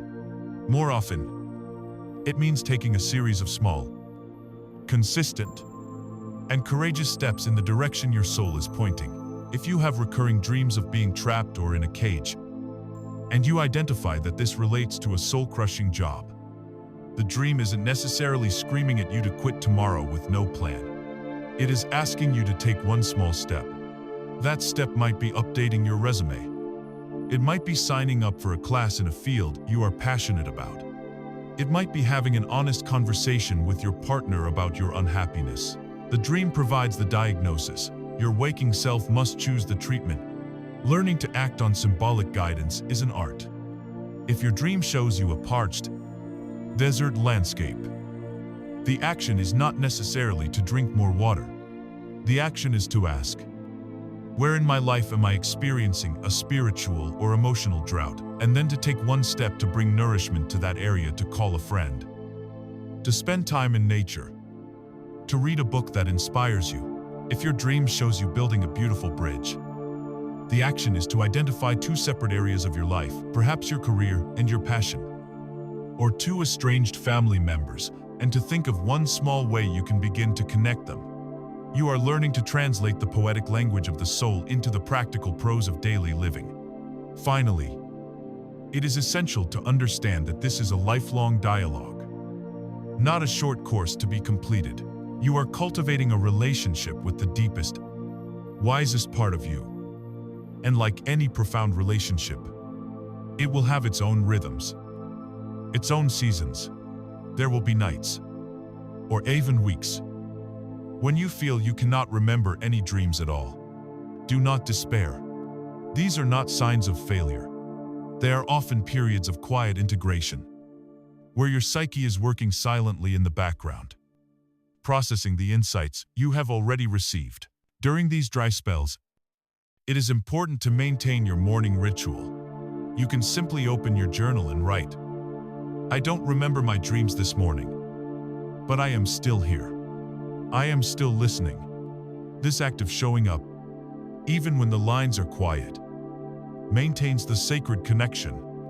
You are letting your soul know that you remain a willing and patient partner in this dialogue. Do not treat this practice as another task to perfect or another goal to achieve. Treat it with gentleness, curiosity, and a sense of wonder. You are learning the language of your own unique soul. Sometimes it will speak in brilliant, epic poems, and sometimes it will whisper in quiet, simple phrases. Sometimes it will be silent. Your only job is to keep showing up, to keep listening, and to keep honoring the guidance you receive with your choices. This is how you build a life that is not just lived, but is guided from within.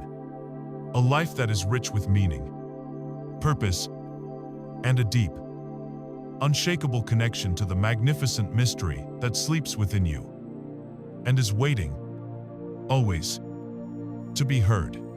We have arrived at the end of our shared journey, but at the true beginning of your own. Together, we have ventured into the luminous, mysterious landscapes that unfold behind our eyes each night. We began by learning to simply remember the forgotten whispers from this inner world, treating them not as meaningless, static, but as precious artifacts. We learned the ancient, symbolic language of the soul, discovering the meaning in animals, elements, and the very architecture of our psyche. We met the inner cast of characters, the guides and gatekeepers of our own minds, and found the courage to face the shadows we had been running from our entire lives. We witnessed the dream as a healer of our deepest wounds, a muse for our grandest creations, a manifestation studio for our most cherished desires, and finally, as a sacred path to the divine wisdom that resides within us. And now, after all this exploration, we arrive at the simple, and most profound truth at the heart of it all. The ultimate message of this entire journey is not that your dreams hold all the answers you seek. It is that you hold all the answers you seek. The dream is simply the mirror, the faithful, loving, and exquisitely intelligent mirror that reflects the truth, the power, and the beauty that is already and has always been inside of you. The peace you long for, the clarity you crave, the purpose you are searching for. These are not treasures to be found in some distant land or to be given to you by some external authority. They are states of being, patiently waiting to be uncovered in the quiet sanctuary of your own heart. You are the oracle you have been waiting for. You are the wise one, the healer, the creator, and the guide. So let this not be an ending. Let it be an awakening. Let this be the moment you fully claim your birthright as a conscious dreamer, as an active participant in the magnificent story of your own becoming. Tonight, as you lay your head on your pillow, see it not as an act of surrender to unconsciousness, but as an act of entering into a sacred appointment. Place your journal by your bedside like a holy text. Close your eyes and set a simple, loving intention to listen. And then, step bravely and with a wide-open heart into the world that awaits you. Step into the boundless, shimmering, and intelligent universe that resides within. Your soul is speaking. Your spirit is calling. Answer.